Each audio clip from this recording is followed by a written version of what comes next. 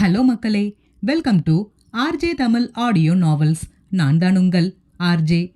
என்னுடைய கதைகளை கேட்டு மகிழ என்னுடைய சேனலை சப்ஸ்கிரைப் செய்து கொள்ளுங்கள். இப்போ வாங்க கதைக்குள்ள போகலாம். கதையின் பெயர் ரகசிய ராட்சசனே. அவனதிகாரம் பாகம் 2, அத்தியாயம் 1. அந்த அரங்கம் முழுவதும் நிசப்தம் மட்டுமே நிலவி இருந்தது. ஒரு குண்டூசி கீழே விழுந்தால் கூட கிளிங் என்ற சத்தம் கேட்கும் அளவிற்கு அவ்வளவு அமைதி. இன்றுதான் தேவ் பில்டர்ஸின் துவக்க விழா. அதற்காக தான் அதனுடைய பங்குதாரர்கள், நெருக்கமானவர்கள், பத்திரிகை நண்பர்கள், மேலும் சிலரும் இங்கு கூடியிருக்கின்றனர். அவனின் உரையை கேட்க அனைவரும் ஆவலாக காத்து கொண்டிருந்தனர். அவன் அர்ஜுன் தேவ், 6.2 அடி அழகிய ஆண்மகன். பார்ப்பதற்கே மிகவும் கம்பீரமானவன், ஆளுமையானவனும் கூட. வெள்ளை நிறத்திற்கும் மாநிறத்திற்கும் நடுத்தரமான நிறம், அழகிய வசீகரமான முகம். ஆனால் சிரித்தால்தானே அந்த வசீகரம் மற்றவர்களை ஈர்க்கும். இவன்தான் சிரிப்பதற்கு கூட கணக்கு பார்க்கும் கஞ்சன் ஆயிற்றே. கூர் விழியும் கூர் நாசியும் கொண்டவன். மேலும் மிக மிக அழுத்தக்காரன். தனக்கு பிடித்தவர்களுக்காக சற்றும் யோசிக்காமல் தன் உயிரை கூட கொடுக்கும் நல்லவன். ஆனால் தனக்கு பிடிக்காதவர்களை என்றுமே தன் அருகில் நெருங்க கூட விடமாட்டான். மேலும் அவர்களை எந்த எல்லைக்கும் கொண்டு செல்லும் கெட்டவன். ஆனாலுமே இவனுக்கு என்று எப்படித்தான் இப்படி இவ்வளவு ரசிகைகள் பட்டாலும் கிடைக்கின்றதோ தெரியவில்லை. ஒருவேளை இப்பொழுது எல்லாம் இப்படிப்பட்ட சிடுமூஞ்சிகளை தான் பெண்களுக்கு பிடிக்கின்றதோ? இவனின் பிஏ முதல் தொடங்கி பல பெண்கள் இவனின் ஒற்றை பார்வைக்காக தவம் கிடக்கும் அர்ஜுன் தேவின் தீவிர ரசிகைகளில் ஒருத்திதான் ஆரணி. இல்லை, ரசிகை என்று ஒற்றை வார்த்தையில் கூறிவிட முடியாது. அவனின் ஒற்றை பார்வைக்காக இத்தனை வருடம் தவம் இருக்கிறாள். இதோ இப்பொழுதும் முதல் இருக்கையில் அமர்ந்து கொண்டு அர்ஜுன் வாய் திறந்து பேசப்போகும் வார்த்தைகளை தன் செவி மடலால் கேட்க வேண்டி ஒரு நொடியும் தன் விழிகளை அவன் மீது இருந்து அகற்றாமல் அவனை தன் பார்வையால் மென்று தின்றபடி அமர்ந்திருக்கிறாள். ஆனால் பாவம், இதுவரையிலுமே அர்ஜுனின் தரிசனம்தான் இவளுக்கு கிடைக்கவில்லை. அவ்வளவு ஏன், ஆரணி என்று ஒருத்தி தங்கள் கம்பெனியில் 1 வருடமாக பணிபுரிகிறாள் என்பதே அவனுக்கு தெரியுமோ இல்லையோ? யாருக்கு தெரியும்? ஆரணிக்கு போட்டியாக சற்றும் சலிக்காத பார்வையோடு தேவை விழுங்கும் பார்வை பார்த்தபடி அவளுக்கு நேர் எதிர் நாற்காலியில் அமர்ந்திருந்தாள் பிரீத்தி. அர்ஜுனின் பங்குதாரர்களில் இவளும் ஒருத்தி. அர்ஜுன் மேல் படிப்பிற்காக வெளிநாடு சென்றவன். அங்குதான் பிரீத்தியை முதலில் சந்தித்தான். அன்று முதல் இருவரும் நல்ல நண்பர்களாக பழகி வருகின்றனர். ஆனால் பிரீத்திக்கு அர்ஜுனின் மீது ஒரு தலையாக காதல் இருப்பது இன்று வரை அர்ஜுனுக்கு தெரியாது. தெரிந்தால் அவனின் முடிவு என்னவாக இருக்குமோ? பிரீத்தி நன்கு வசதியான குடும்பத்தில் பிறந்தவள். பணம் என்பது அவளுக்கு ஒரு விஷயமே கிடையாது. நல்ல செல்வாக்கான குடும்பத்தில் பிறந்து செழுமையாக வளர்ந்தவள். ஆனால் அர்ஜுன் அப்படி கிடையாது. அர்ஜுன் பிறந்தது முதல் சென்னை வாசிதான். ஆனாலும் பணக்கார குடும்பத்தில் பிறந்தவன் கிடையாது. அர்ஜுனின் குடும்பம் ஒரு நடுத்தர வர்க்கம்தான். தாய், தந்தை, ஒரே ஒரு அக்கா என ஒரு சிறிய குடும்பத்தில் பிறந்தவன்தான் அர்ஜுன் தேவ். தன்னுடைய கடின உழைப்பாலும் திறமையாலுமே இன்று தனக்கென்று ஒரு அடையாளத்தை உருவாக்கியுள்ளான். இதுவரை தேவ் ஆர்கானிக்ஸ் மற்றும் தேவ் இண்டஸ்ட்ரீஸ் என்ற 2 துறைகளில் கால்பதித்து ஆரம்பித்த சில வருடங்களிலேயே அதில் முதல் இடத்தையும் அடைந்துள்ளான். ஆனால் அதெல்லாம் போதாது இந்த அரக்கனுக்கு. அவனுடைய குறிக்கோளே மீரா பில்டர்ஸை வீழ்த்தி இவன் முதலிடத்திற்கு வர வேண்டும் என்பதுதான். அதற்காகவே இப்பொழுது தேவ் குரூப் ஆஃப் கம்பெனிஸ் என்ற மற்றொரு பரிமாணத்தை எடுக்க உள்ளான். அப்படி என்னதான் அபிமன்யுவின் மீது இவனுக்கு கோபம்? எதற்காக அபிமன்யுவை வீழ்த்த இப்படி அரும்பாடுபடுகிறான்? அர்ஜுன் தேவ் யார்? இவனுக்கு அபிமன்யுவிடமிருந்து என்னதான் வேண்டும் என்பதை தெரிந்து கொள்ள நீங்களும் என்னுடன் இந்த கதையில் பயணியுங்கள். ஆரணி நம் கதையின் நாயகி. பிறந்தது முதல் தன் வீட்டில் ஒரு இளவரசியாக வளர்ந்தவள். வட்ட வடிவ முகமும் எலுமிச்சை நிற தேகமும் கோலி குண்டு விழிகளும் மை தீட்டாமலேயே அவளை நோக்கி மற்றவரின் பார்வையை வட்டமடிக்கச் செய்யும் விழிகளுடையவள். அழகிய சிறிய அதரங்களும் உடையவள். மிகவும் குறும்புக்காரி. அதே சமயம் பொறுப்பானவளும் கூட. பெரியவர்களை மதிக்கும் குணம் கொண்டவள். இவளுக்கு இவளின் மூத்த அண்ணன் அபிமன்யு என்றால் பயம் மரியாதை கலந்த ஒரு பிரியம் உண்டு. ஆனால் இளைய அண்ணன் ஆரியன் என்றால் சரிக்கு சமமாக சண்டையிடுவாள். இருவரும் இருந்தால் அந்த இடமே கலகலவென இருக்கும். அபிமன்யுவை விட ஆரியனிடம் ஆரணி நன்றாக ஒன்றி போவாள். தனக்கு தேவையான அனைத்தையுமே தன்னுடைய விருப்பப்படியே அமைத்து தரும் குடும்பத்தில் பிறந்து லிட்டில் பிரின்சஸாக வலம் வருபவள். இவளை பற்றி மேலும் தெரிந்து கொள்ள வேண்டும் என்றால் இந்த கதையின் முதல் பாகம் அவனதிகாரம் கதையை படித்து பாருங்கள். அந்த வெள்ளை நிற சட்டையும் கருப்பு நிற கோட்டும் பேண்ட்டும் டையும் ஆரணியால் அவனின் மேலிருந்து தன் பார்வையை அகற்றவே முடியாமல் திண்டாடி போய் அமர்ந்திருந்தாள். என்னதான் ஜெல் தடவி படிய வைத்திருந்தாலும் நான் உனக்கு அடங்க மாட்டேன் என்பது போல் தேவின் தலைமுடி அங்கும் இங்குமாய் அலை பாய்ந்தபடி இருக்க அதை தன் ஒற்றை கையால் சரி செய்தவாறு மிடுக்கான நடையுடன் மேடை ஏறினான் Arjun Dev. Good morning everybody.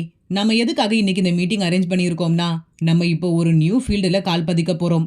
S, construction ஃபீல்டில் ஃபர்ஸ்ட் பிளேஸ்க்கு வரணும் என்பது என்னுடைய நீண்ட நாள் கனவு, ஆசை, லட்சியம் என்று கூறும்பொழுதே அவனின் கண்கள் மின்னியது. அதற்கான முதல் ஸ்டெப் தான் இன்னைக்கு எடுத்து வைக்க போகிறோம். தேவ் குரூப் ஆஃப் கம்பெனிஸின் மற்றொரு பரிமாணம் தான் தேவ் பில்டர்ஸ். இது என்னுடைய ஒன் ஆஃப் த கம்பெனி கிடையாது, one of the most important company. 1 இயருக்குள்ள இந்த ஃபீல்டில் நம்பர் 1 பொசிஷனுக்கு நம்ம கம்பெனியை கொண்டு வரணும் என்பது தான் நம்மளுடைய டார்கெட். அதுக்கு நீங்கள் எல்லாரும் எனக்கு ஒத்துழைப்பு கொடுப்பீங்கன்னு நான் நம்புகிறேன்.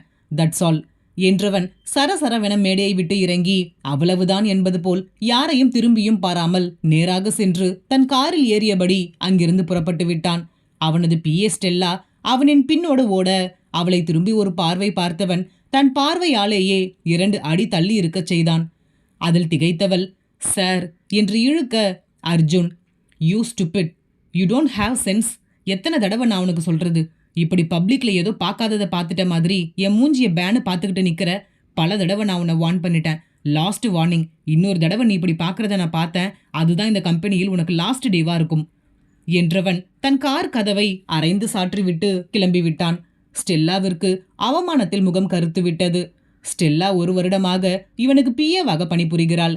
இந்த வேலைக்கு இவள் வந்ததற்கு முக்கிய காரணமே அர்ஜுன் தேவ்தான். இவனின் மீது இவளுக்கு ஏற்பட்ட ஈர்ப்பு இப்பொழுது அவனுக்கு பிஏவாக இங்கே பணிபுரிந்து கொண்டிருக்கிறாள். ஆனாலும் அர்ஜுனிடம் தன் மனதில் இருப்பதை கூறும் எண்ணம் அவளுக்கு சற்றும் கிடையாது. அவ்வப்பொழுது இவள் என்னதான் முயற்சி செய்தாலும் தன்னையும் மீறி அர்ஜுனை தன் விழிகளால் ஸ்கேன் செய்ய தொடங்கி விடுவாள். அது எப்படியும் அர்ஜுனின் பார்வையில் பட்டுவிடும். அவ்வளவுதான், இவளை தாளித்து தொங்க விட்டு விடுவான். இப்பொழுதும் அப்படிதான் மாட்டிக்கொண்டாள். ஸ்டெல்லா தன் ஒற்றை காலை தரையில் உதைத்தபடி, எத்தனை தடவை இப்படி அவமானப்படுறது? இவர் என்ன பெரிய இவரா? ரொம்ப தான் சீன் போடுறார். ஏன் நான் மட்டுமா அவரை பார்க்கறேன்? அந்த பிரீத்தி கூட தான் பார்க்கறா. அவகிட்ட இப்படியெல்லாம் இவரால் சொல்ல முடியுமா? நான் ஜஸ்ட் பிஏ தானே, அதனால தான் இப்படி என்கிட்ட மட்டும் ரொம்ப ரூடா பிஹேவ் பண்றார். எவ்வளவு தைரியம் இருந்தா இப்படி முகத்துக்கு நேரா திட்டிட்டு முகத்தில் அடிச்ச மாதிரி கதவை சாத்திட்டு போறார். இவர் என்னை இந்த வேலையை விட்டு அனுப்புறேன் என்று சொல்றது? நானே இந்த வேலை வேண்டாம் என்று தூக்கி போட்டுட்டு போயிடுவேன் என்றவளுக்கு, எங்கே போ பார்க்கலாம், இப்படி பல முறை நீயும் புலம்பிவிட்டு மீண்டும் மீண்டும் அவனின் முன்புதான் சென்று நிற்கிறாய் என்று அவளின் மனம் காரி துப்பியது. தன்னைத்தானே நொந்தபடி ஒரு பெருமூச்சு விட்டவள் அங்கிருந்து புறப்பட்டாள். அங்கிருந்து புறப்பட்ட அர்ஜுனின் கார் வாசலை தாண்டுவதற்குள் பத்திரிகையாளர்கள் கூட்டம் அவனின் காரை சூழ்ந்துவிட்டது. அதில் அர்ஜுனின் கார் டிரைவர் சடன் பிரேக் போட்டபடி காரை நிறுத்த அதில் தன் செல்பேசியில் பார்வையை பதித்தபடி இருந்த அர்ஜுன் கோபமாக, வாட் ரப்பிஷ் என்று அந்த கார் டிரைவரை திட்டியபடி நிமிர்ந்து பார்க்க தங்கள் காரை சுற்றியும் பத்திரிகையாளர்கள் மைக்குடன் நின்றிருப்பதை பார்த்தவனிற்கு ஒன்றும் புரியவில்லை. சிலர் அவனின் கார் கண்ணாடியை தட்டியபடி அவனை கீழே இறங்க சொல்ல ஒன்றும் புரியாமல் கோப பார்வையுடன் காரை விட்டு கீழே இறங்கியவனை வளைத்து வளைத்து படம் பிடித்தது கேமராக்கள். மேலும் சுற்றி இருந்தவர்கள் அவனின் முகத்திற்கு அருகே மைக்கை நீட்டியபடி, என்ன சார் இதெல்லாம்? இவ்வளவு பெரிய பொறுப்புல இருக்க நீங்க இப்படியெல்லாம் நடந்துக்கலாமா என்று ஒருவன் கேட்க, மற்றொருவன், பணக்காரங்கன்னா என்ன வேணும்னாலும் பண்ணலாமா? யாரும் உங்களை கேள்வி கேட்க மாட்டாங்க என்ற தைரியமா என்ற கேள்வியை எழுப்பினான். அர்ஜுன் புரியாமல் பார்த்தபடி, இப்போ என்ன வேணும் உங்களுக்கு? எதுவா இருந்தாலும் டைரக்டா கேளுங்க என்றான் தன் கோபத்தை உள்ளடக்கிய குரலில். அதில் ஒருவன், என்ன சார் ஒன்னும் தெரியாத மாதிரி கேக்குறீங்க? உங்களுடைய சாயம் வெளுத்து போச்சேன்னு பயப்படுறீங்களா?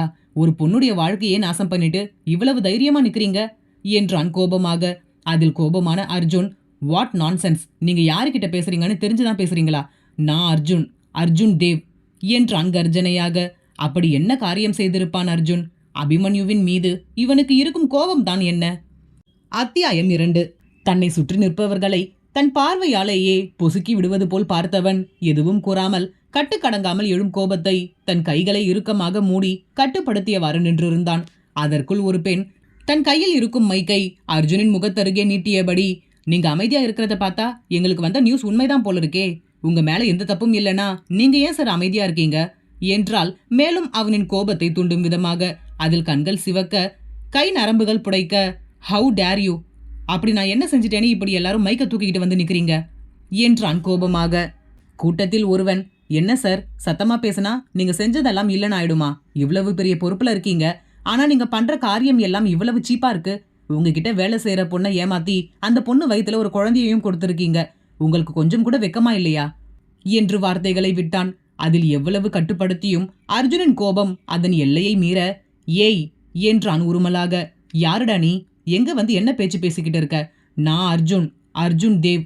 நான் என்கிட்ட வேலை செய்யற பொண்ணை ஏமாத்தினேனா? உனக்கு எவ்வளவு தைரியம் இருந்தா என்னை பத்தி இப்படியெல்லாம் பேசுவ என்று பற்களுக்கிடையே வார்த்தையை துப்பினான். அவனின் கோபத்தை கண்ட அனைவருமே ஒரு நொடி மிரண்டுதான் போயினர். இது அனைத்தையும் பார்த்த அவனின் பிஏ ஸ்டெல்லாவிற்கு அவன் அருகில் வருவதற்கே வெடவெடத்தது. இருந்தும் வேறு வழி இல்லையே. இருக்கும் சூழலை உணராமல் கோபத்தில் அர்ஜுன் ஏதாவது வார்த்தையை விட்டுவிட்டால் என்ன ஆவது? இவ்வளவு நாட்கள் அவன் பட்ட கஷ்டங்கள் அனைத்தும் வீணாகிவிடுமே. ஒரு நொடியில் அவனின் பெயர் கெட்டுப் போய்விடுமே என்று தான் வாங்கும் சம்பளத்திற்காக அவனுக்காகவும் எண்ணியவள் அவன் அருகில் ஓடி வந்து அவனின் காதில் கிசுகிசுப்பாக, சார், சுத்தி நிக்கிறது எல்லாம் மீடியா பர்சன்ஸ், கொஞ்சம் பார்த்து பேசுங்க என்றாள். ஆனால் எவ்வளவு முயன்றும் அவளின் குரல் பயத்தில் சற்று நடுக்கத்துடனே தான் வெளியேறியது. அவளை பார்த்து நெருப்பை கக்கும் விழிகளால் முறைத்தவன் தன் பற்களை கடித்தபடி, இதுக்கெல்லாம் நீதான் காரணமா என்றான் ஆத்திரத்தோடு. ஸ்டெல்லா என்னதான் அர்ஜுனை பார்வையாலேயே தீண்டிக் கொண்டிருந்தாலும் இப்படி ஒரு விஷயத்தை, அதுவும் இப்படி பத்திரிகையாளர்களின் முன்னால் பொய்யாக கூட கூறுவதற்கு அவளுக்கு சற்றும் தைரியமில்லை. அப்படி கூறிவிட்டாலும் அர்ஜுனிடமிருந்து அவளால் தப்பிக்க முடியுமா? இப்படி அவனுக்கு உதவு போய் தனக்கே அது வினையாகிவிட்டதே என்று எண்ணியவளுக்கு வெளிப்படையாகவே அவளின் உடல் வெடவெடக்க தொடங்கியது.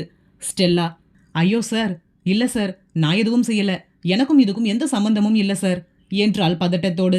இங்கே நடப்பவற்றை அனைத்தையும் சுற்றி இருப்பவர்களின் கேமராக்கள் படம் பிடித்து கொண்டிருக்கிறது என்பதையே அர்ஜுன் தேவ் கோபத்தில் முற்றிலுமாக மறந்து போனான். அதுதான் அவன் செய்த பெரும் பிழையோ? ஆணைக்கும் அடிசறுக்கும் என்பார்களே, அதுபோல்தான் இப்பொழுது அர்ஜுனின் விஷயத்திலும் நடந்திருக்கிறது. சற்று நேரம் பொறுத்திருந்தால் அவனின் வாழ்க்கை அவனின் கையை மீறி போயிருக்காது. சுற்றி நின்றிருந்த பத்திரிகையாளர்களின் கேமராக்கள் அர்ஜுன் தேவின் ஒவ்வொரு நடவடிக்கையையும் புகைப்படமாகவும் வீடியோவாகவும் சரியாக தனக்குள் படம் பிடித்து கொண்டது. பத்திரிகையாளர்களில் ஒருவன், என்ன சார் இது, எங்க முன்னாடியே இந்த பொண்ணுகிட்ட இவ்வளவு ரூடா பிஹேவ் பண்றீங்க? நாங்க கூட இவ்வளவு பெரிய ஆளா இருக்கீங்களே, உங்க மேல யாரோ வீண் பழியை சுமத்துறதுக்காக தான் இப்படியெல்லாம் சொல்லியிருக்காங்களோன்னு சந்தேகப்பட்டோம். ஆனா நீங்க நடந்து கொள்றதையெல்லாம் பார்த்தா உங்க மேலதான் எங்களுக்கு சந்தேகமா இருக்கு. இதுவரை யாருமே தன்னை கேள்வி கேட்கும்படி அர்ஜுன் வைத்துக் கொண்டதே கிடையாது. அனைத்திலுமே சிறந்து விளங்குபவன், யாருக்கும் பதில் சொல்லும் இடத்தில் தான் இருக்கக்கூடாது என்று விரும்புபவன். இப்படி சுற்றிலும் ஆட்கள் நின்று கொண்டு தன்னை நோக்கி கேள்வி எழுப்புவது அவனுக்கு பெரும் அவமானமாக இருந்தது.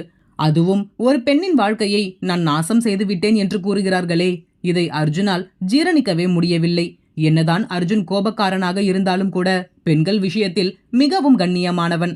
தன்னுடைய இத்தனை வருட வாழ்க்கையில் அர்ஜுன் தேவ் எத்தனையோ பெண்களை சந்தித்து இருக்கிறான், நட்புறவாடி இருக்கிறான்.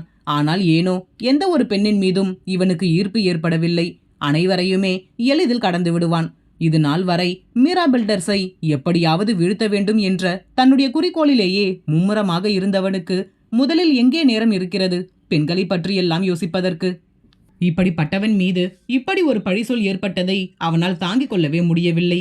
அதன் விளைவே இந்த கோபம். ஸ்டெல்லாவின் முகத்திலேயே அவள் இதற்கு காரணமில்லை என்பது தெள்ள தெளிவாக புரிந்தது. மேலும் அவள் கூறியதை வைத்து தன் நிலையை உணர்ந்தவன் தன்னை சற்று கட்டுக்குள் கொண்டு வர முயற்சித்தபடி, இங்க பாருங்க, யாரோ உங்களுக்கு என்னை பத்தி தப்பா ரிப்போர்ட் பண்ணியிருக்காங்க. எதை வச்சு நான் தான் இப்படி ஒரு தப்பா செஞ்சேன்னு சொல்றீங்க? அதுவும் ஒரு பொண்ணை ஏமாத்தி குழந்தை கொடுக்கிற அளவுக்கு நான் ஒன்றும் சீப்பான ஆள் கிடையாது என்றான் சீற்றமாக. அவன் எவ்வளவுதான் தன் கோபத்தை கட்டுக்குள் வைத்துக் கொள்ள முயன்றாலும் கடைசி வாக்கியத்தில் அவன் கோபம் அப்பட்டமாக தெரிந்துவிட்டது. பத்திரிகையாளர்களில் ஒரு பெண், இங்க பாருங்க சார், எந்த ஒரு ஆதாரமும் இல்லாம இவ்வளவு பெரிய பிசினஸ் மேன் மேல பழி போடுற அளவுக்கு நாங்க ஒன்றும் புத்தி இல்லாதவங்க கிடையாது. பாதிக்கப்பட்ட பொண்ணே எங்ககிட்ட டைரக்டா வந்து நியூஸ் கொடுத்துருக்கா. அவங்க எத்தனையோ முறை உங்ககிட்ட இதை பத்தி பேசியிருக்காங்க. ஆனா நீங்க அவங்களை திருமணம் செஞ்சுக்க முடியாதுன்னு சொல்லி உதாசீனப்படுத்தி இருக்கீங்க. அதனால்தான் அவங்க நியாயம் கேட்டு எங்களை தேடி வந்திருக்காங்க. அர்ஜுனுக்கு ஒன்றும் புரியவில்லை. தான் எவ்வளவு பெரிய ஆள், தன்மேலேயே இப்படி ஒரு பொய்ப்பழியை போடும் அளவிற்கு யாருக்கு தைரியம் இருக்கிறது என்று யோசித்தவனிற்கு விடை மற்றும் கிடைக்கவே இல்லை. அர்ஜுன், சரி, அந்த பொண்ணு யாருன்னு நான் தெரிஞ்சுக்கலாமா என்றான் தன் ஒற்றை புருவத்தை ஏற்றி கேள்வியாக. பத்திரிகையாளர்களில் ஒருவன், உங்ககிட்ட வேலை பார்க்கறவங்க தான் சார். காதலிச்சு குழந்தையை கொடுக்க தெரிஞ்ச உங்களுக்கு அந்த பொண்ணு யாருன்னு தெரியாதா? இதை நாங்க நம்பணுமா?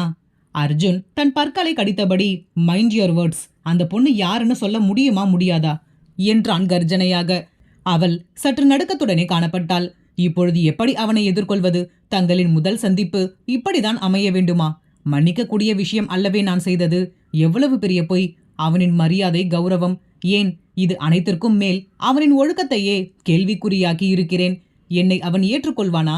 நான் கூறுவதை அனைவருமே உண்மை என்று நினைத்தாலும் பொய் என்று அவனுக்கு தெரியுமே என்ற பல்வேறு சிந்தனைகள் போட்டியிட தன் கைகளை பிசைந்தபடி நின்றிருந்தாள் ஆரணி மகேந்திரன்.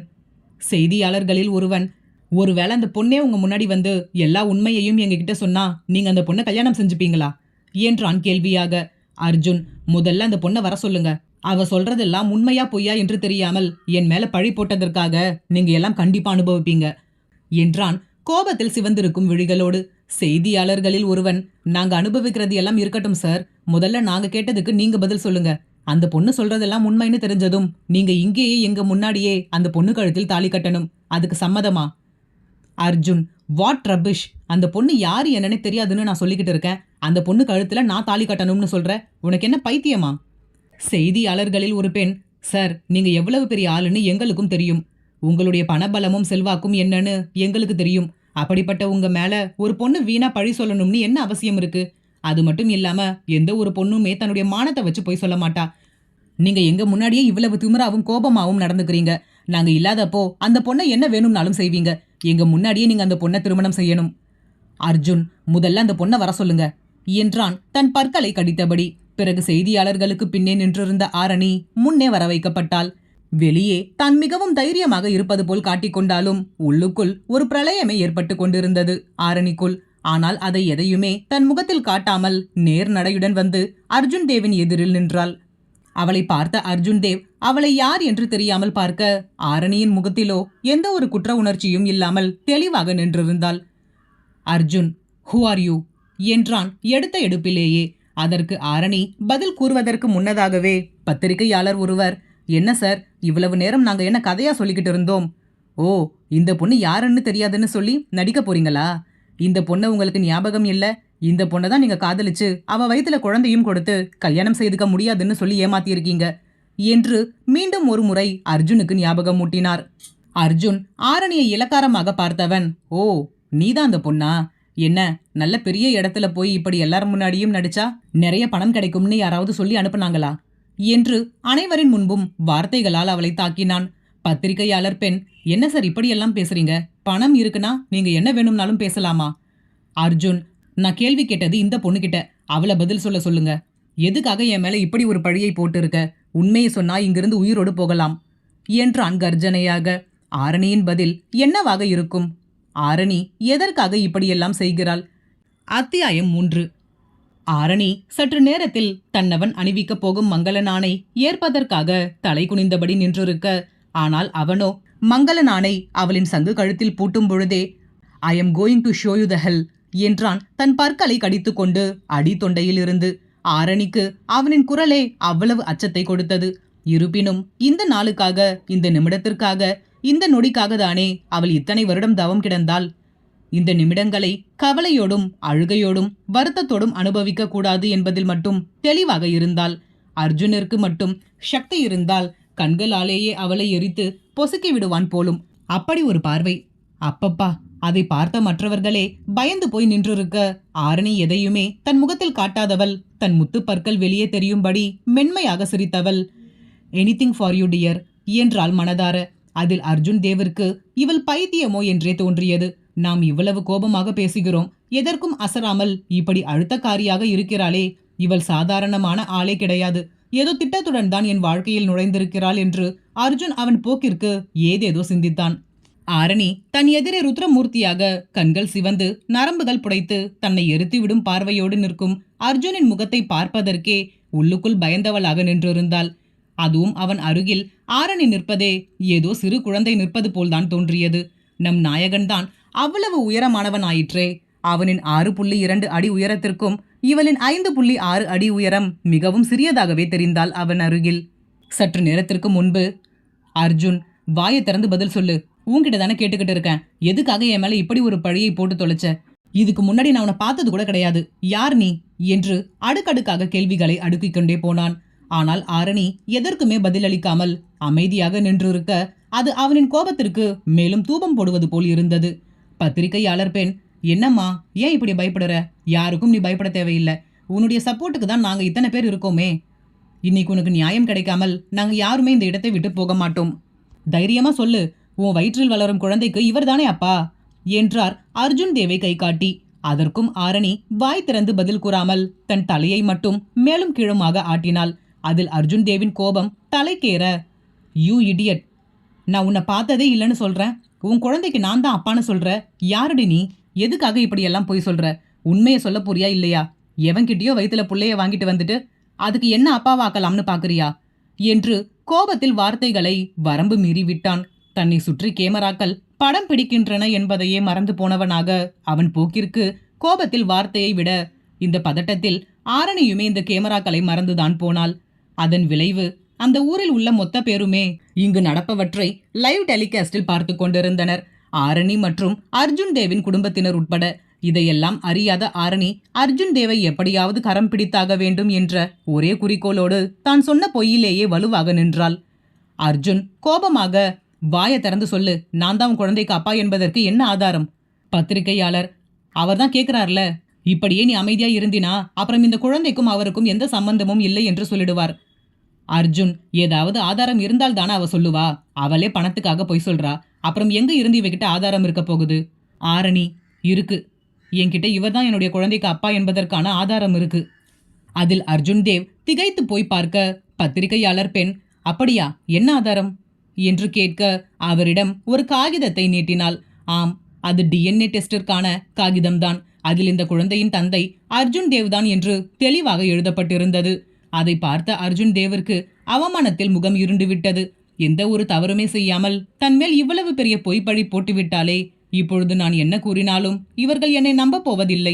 அதற்காக இவள் கூறிய பொய்யோடு என்னால் என் வாழ்நாள் முழுவதும் வாழவும் முடியாது என்று எண்ணியவனுக்கு வருத்தத்திற்கு மேல் கோபம்தான் எழுந்தது. ஆரணி தன்னிடம் கொடுத்த அந்த காகிதத்தை அர்ஜுன் தேவின் முகத்திற்கு முன்பு நீட்டிய அந்த பத்திரிகையாளர் பெண், இப்போ என்ன சார் சொல்றீங்க? நீங்க கேட்ட ஆதாரம் உங்களுக்கு கிடைச்சிடுச்சு. இதில் தான் தெள்ள தெளிவா போட்டிருக்கே, நீங்க தான் இந்த குழந்தைக்கு அப்பான்னு என்று மீண்டும் கேள்வி எழுப்பினார். இம்முறை அர்ஜுனிடம் எந்த ஒரு பதிலும் இல்லை. அதற்குள் பத்திரிகையாளர்கள் ஒருவருக்குள் ஒருவர் சலசலத்தபடி, சார், இப்போ இங்க நடக்கிறது எல்லாமே லைவா எங்க சேனல்ல டெலிகாஸ்ட் ஆயிட்டு தான் இருக்கு. பல பேர் இதை பார்த்துக்கிட்டு இருக்காங்க. அதனால் எங்க எல்லாருடைய சாட்சியாவும் நீங்க இப்போவே இந்த பொண்ணு கழுத்தில் தாலி கட்டணும் என்று அனைவரும் சேர்ந்து அர்ஜுன் தேவிற்கு செக் வைத்தனர். அர்ஜுன் தேவ் இதுவரை பிசினஸில் பல பேருக்கு இது போல் செக் வைத்துள்ளான். அவர்கள் பிசினஸை இதற்கு மேல் தொடரவே முடியாது என்பது போல் அவர்களை முடக்கியுள்ளான். ஆனால் அப்படிப்பட்டவன் இதை சற்றும் எதிர்பார்க்கவில்லை. அதுவும் ஒரு பெண் தன்மேல் இப்படி ஒரு பழியை சுமத்துவாள் என்று தன் கனவிலும் அவன் எதிர்பார்த்திருக்கவில்லை. அந்த டிஎன்ஏ ரிப்போர்ட்டின் விளைவு இப்பொழுது அர்ஜுன் தேவ் ஆரணி இருவரும் கணவன் மனைவியாக அனைவரின் முன்பும் நின்று கொண்டிருந்தனர். இதை நேரலையில் வீட்டில் பார்த்த வள்ளியம்மை பாட்டி, ஐயோ கடவுளே, மீரா சீக்கிரம் இங்க வா. என்னங்க, எல்லாரும் எங்க இருக்கீங்க? சீக்கிரம் வாங்க என்று கூச்சலிட்டார். அவரின் குரலில் சமையல் அறையிலிருந்து வேக எட்டுக்களுடன் வெளியே வந்த மீரா, என்னம்மா, என்னாச்சு? உங்களுக்கு உடம்புக்கு ஏதாவது செய்யுதா என்றார் பதட்டமாக. வள்ளியம்மை பாட்டி கண்களில் கண்ணீரோடு, அங்க பாரு, நம்ம ஆரணி என்ன காரியம் பண்ணிருக்கான்னு பாருமா என்றார் கண்ணீர் மல்க. அவர் காட்டிய திசையை பார்த்த மீரா அதிர்ந்து சிலை என நின்று விட்டார். ஆம், அவரின் ஆருயிர் ஆசை மகள் இத்தனை வருடங்களாக சீராட்டி பாராட்டி செல்லம் கொடுத்து ஆசையாக அந்த வீட்டில் ஒரு இளவரசியாக வலம் வந்து கொண்டிருந்தவள் இப்படி மாலையும் கழுத்துமாக யாருடனோ நின்றிருப்பதை பார்த்தவருக்கு நெஞ்சே வெடித்து விடுவது போல் ஆகிவிட்டது. இவர்களின் குரலில் அவசரமாக தன் அறையில் இருந்து சக்கர நாற்காலியை உருட்டியபடி வெளியே வந்த கிருஷ்ணமூர்த்தி அழுது கொண்டிருக்கும் தன் மனைவியிடம், என்னாச்சு வள்ளி, ஏன் இப்படி சத்தம் போடுற? வள்ளி அம்மை, என்னங்க, நம்ம பேத்தி நம்மளை எல்லாம் ஏமாத்திட்டாங்க. அங்க பாருங்க, எவனையோ கல்யாணம் பண்ணிக்கிட்டு மாலையும் கழுத்துமா டிவியில நிக்கிறா. அதை பார்த்த கிருஷ்ணமூர்த்தியுமே ஒரு நொடி அதிர்ந்தவர் பிறகு, சேச்ச, நம்ம பேத்தியாவது இப்படி ஒரு காரியத்தை செய்யறதாவது, நம்ம என்ன அப்படியா நம்ம பேத்தியை வளர்த்துருக்கோம் என்றவர் மீராவை பார்த்து, அம்மாடி மீரா, நீ ஒன்றும் கவலைப்படாதம்மா, இது ஏதாவது பிராங்க் ஷோவா இருக்கும்னு நினைக்கிறேன். மீரா அதிர்ச்சி மாறாத குரலில், அப்பா அங்க நல்லா பாருங்கப்பா, ஃபிளாஷ் நியூஸ்னு போட்டு இருக்கு, லைவா டெலிகாஸ்ட் பண்ணிட்டு இருக்காங்க. இங்க என்ன நடக்குதுன்னு எனக்கு ஒண்ணுமே புரியலையே. இந்த நேரம் பார்த்து அவரும் அபியும் பிசினஸ் விஷயமா வெளியூர் போயிருக்காங்க. எனக்கு தலையே சுத்துற மாதிரி இருக்கு என்றவர் நிலை தடுமாற வள்ளியம்மை பாட்டி, மீரா பாத்துமா, இப்படி உட்கார் என்று கை தாங்கலாக அவரை பிடித்து அருகில் இருந்த சோபாவில் அமரச் செய்தார். மீரா, என்னம்மா இதெல்லாம், உண்மையா? என்னால் நம்பவே முடியல. நம்ம ஆரணி எப்படிமா என்றவருக்கு அதற்கு மேல் வார்த்தைகளே எழவில்லை. தொண்டையில் எதுவோ அடைப்பது போல் இருந்தது. மீரா அவசரமாக தன் நடுங்கும் கையால் அருகில் இருந்த தன் செல்போனை எடுத்தவர் யாழினிக்கு அழைப்பு விடுக்க யாழினி செல்பேசியை எடுக்கவில்லை. மீரா, ஐயோ, யாழினி வர போனை எடுக்க மாட்டேங்கிறாளே. உடனே வள்ளியம்மை பாட்டி நினைவு வந்தவராக, மீரா, அவதான் காலையில் போகும்போதே சொல்லிட்டு போனாலேமா, ஏதோ ஒரு முக்கியமான மீட்டிங் இருக்கு, அதனால் எதுவாக இருந்தாலும் என்னுடைய பிஏவுக்கு ஃபோன் பண்ணி சொல்லுங்கன்னு சொன்னாலே, அவளோட பிஏ நம்பருக்கு ஃபோன் போடு என்று நினைவூட்டினார். மீரா, ஆரியனுக்கு ஃபோன் பண்ணலாம் என்றவர் அவசரமாக ஆரியனுக்கு தொடர்பு கொள்ள முயற்சி செய்ய அதுவும் நாட் ரீச்சபிள் என்று வந்தது. அவருக்கு இப்பொழுது என்ன செய்வதென்றே தெரியவில்லை. இது அனைத்தும் உண்மையா பொய்யா என்று கூட புரியாத நிலையில் அமர்ந்திருந்தார். வள்ளியம்மை ஆரணியின் பாட்டி, கிருஷ்ணமூர்த்தி ஆரணியின் தாத்தா, அபிமன்யு ஆரணியின் பெரிய அண்ணன், யாழினி ஆரணியின் பெரிய அண்ணி, ஆரியன் ஆரணியின் இளைய அண்ணன். இவர்களை பற்றி தெரிந்து கொள்ள முதல் பாகம் அவனதிகாரம் படித்து பாருங்கள். இனி நிகழப்போவது என்ன? தான் யாரை பழிவாங்க வேண்டும் என்று அர்ஜுன் தேவ் துடிக்கிறானோ அவனின் தங்கையை தான் மணந்திருக்கிறோம் என்ற உண்மை தெரிய வந்தால் ஆரணியின் நிலை என்ன?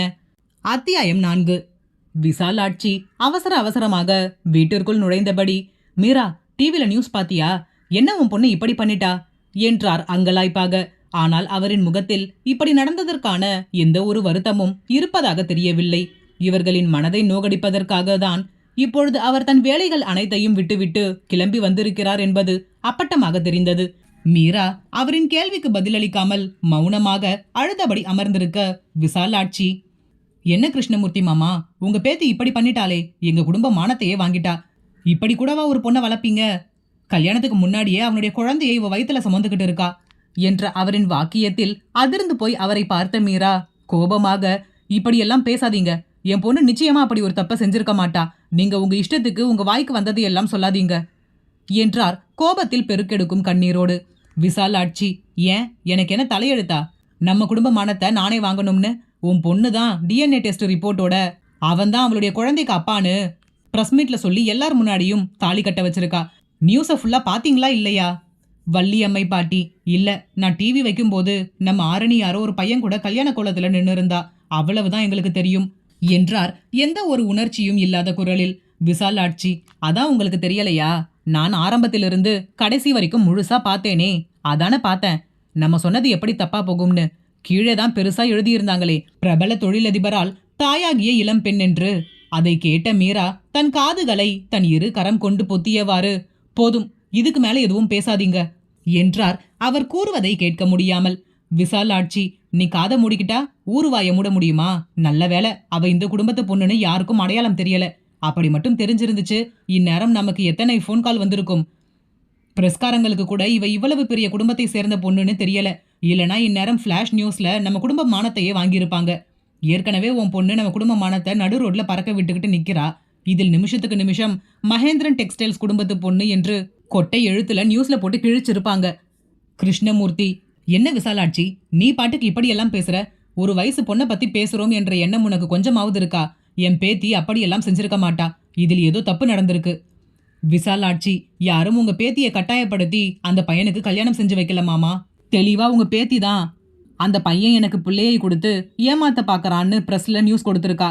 ஆனா அந்த பையன் உங்க பொண்ணை யாருன்னே தெரியாதுன்னு சொல்லிட்டான். ஆனா நம்ம ஆரணி ரொம்ப விவரமாமா. நாம தான் இவ்வளவு நாள் அவ சின்ன பொண்ணுன்னு நினைச்சுக்கிட்டு இருந்திருக்கோம். உடனே கையில் இருந்த டிஎன்ஏ டெஸ்ட் ரிப்போர்ட்டை காட்டி இவன் தான் என் குழந்தைக்கு அப்பான்னு எல்லாரும் முன்னாடியும் நிரூபிச்சிட்டா.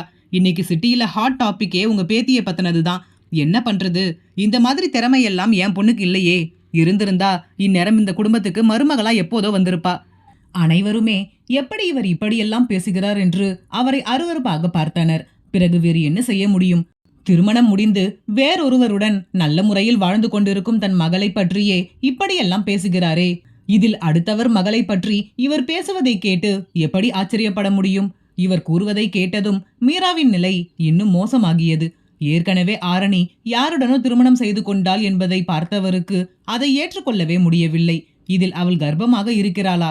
அதுவும் திருமணத்திற்கு முன்பே தன்னுடைய குழந்தைக்காக நியாயம் கேட்டு இவனை கரம் பிடித்திருக்கிறாளா? இதெல்லாம் எப்படி சாத்தியம்? என் மகளை நான் அப்படி வளர்க்கவில்லையே. விவரம் தெரியாமல் துரு துருவென சுற்றி கொண்டிருந்த என் மகளா இப்படி? விவரம் தெரியாமல் துரு துருவென சுற்றி கொண்டிருந்த என் மகளா இப்படி ஒரு காரியத்தை செய்திருக்கிறாள் என்று எண்ணியவருக்கு முற்றிலுமாக மனம் விட்டு போனது. கிருஷ்ணமூர்த்தி, அம்மாடி மீரா, இவங்க பேசுறது எதையும் நீ காதுல வாங்காத. எதுவா இருந்தாலும் நாம நேர்ல போய் பார்த்துட்டு வந்துருவோம். கிளம்பு. மீராவிற்கும் மனதின் ஏதோ ஒரு மூலையில் தன் மகளின் மீது மலையளவு நம்பிக்கை இருந்தது. கண்டிப்பாக தன் மகள் இப்படியெல்லாம் செய்திருக்க மாட்டாள்.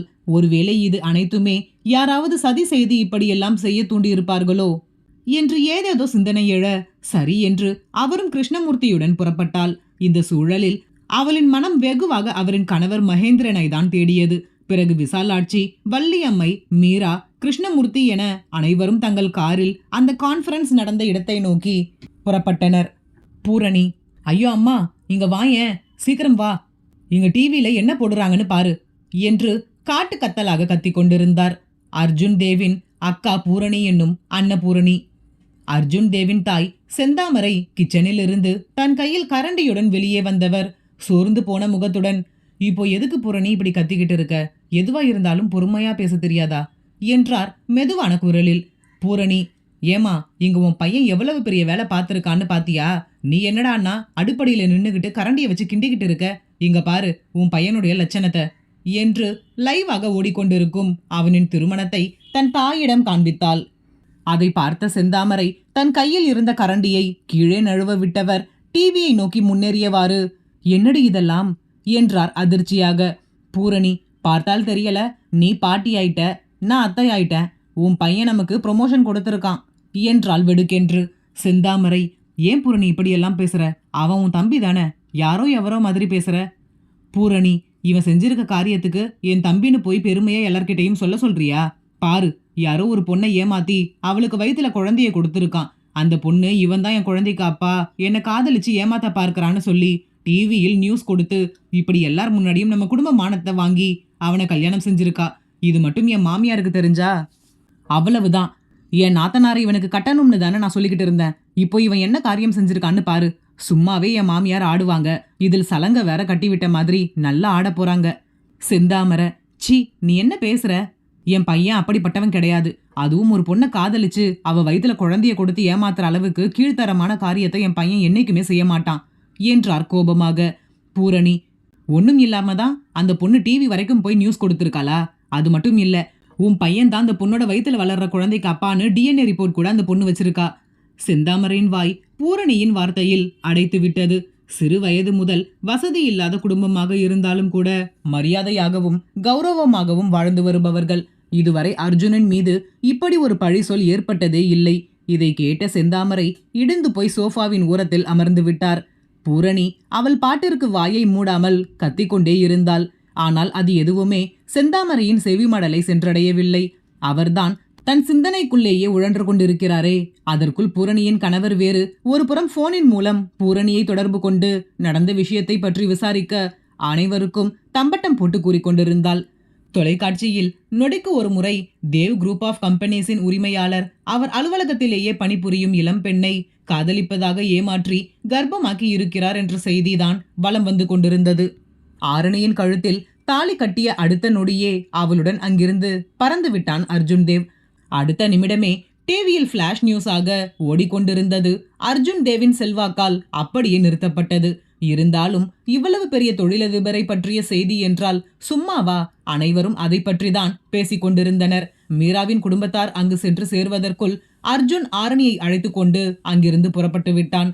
மேலும் இவர்கள் அங்கு சென்று சேரும் பொழுது இப்படி ஒரு விஷயம் நடந்ததற்கான எந்த ஒரு அறிகுறியுமே இன்றி அந்த இடமே நிசப்தமாக இருந்தது. அங்கே அருகில் இருந்தவர்களிடம் விசாரிக்கும் பொழுது, அவர்கள் எல்லாம் எப்பொழுதோ கிளம்பிட்டாங்களே என்று கூறிவிட்டு தங்கள் வேலையை பார்த்து சென்று விட்டனர். மீராவிற்கு பெற்ற மனம் பதைக்க தொடங்கியது. இப்பொழுது தன் மகள் எங்கே சென்று அவளை கண்டுபிடிப்பது? செல்போனின் மூலம் அவளை தொடர்பு கொள்ள முடியவில்லை என்று கலங்கி போய் நின்றிருந்தார்.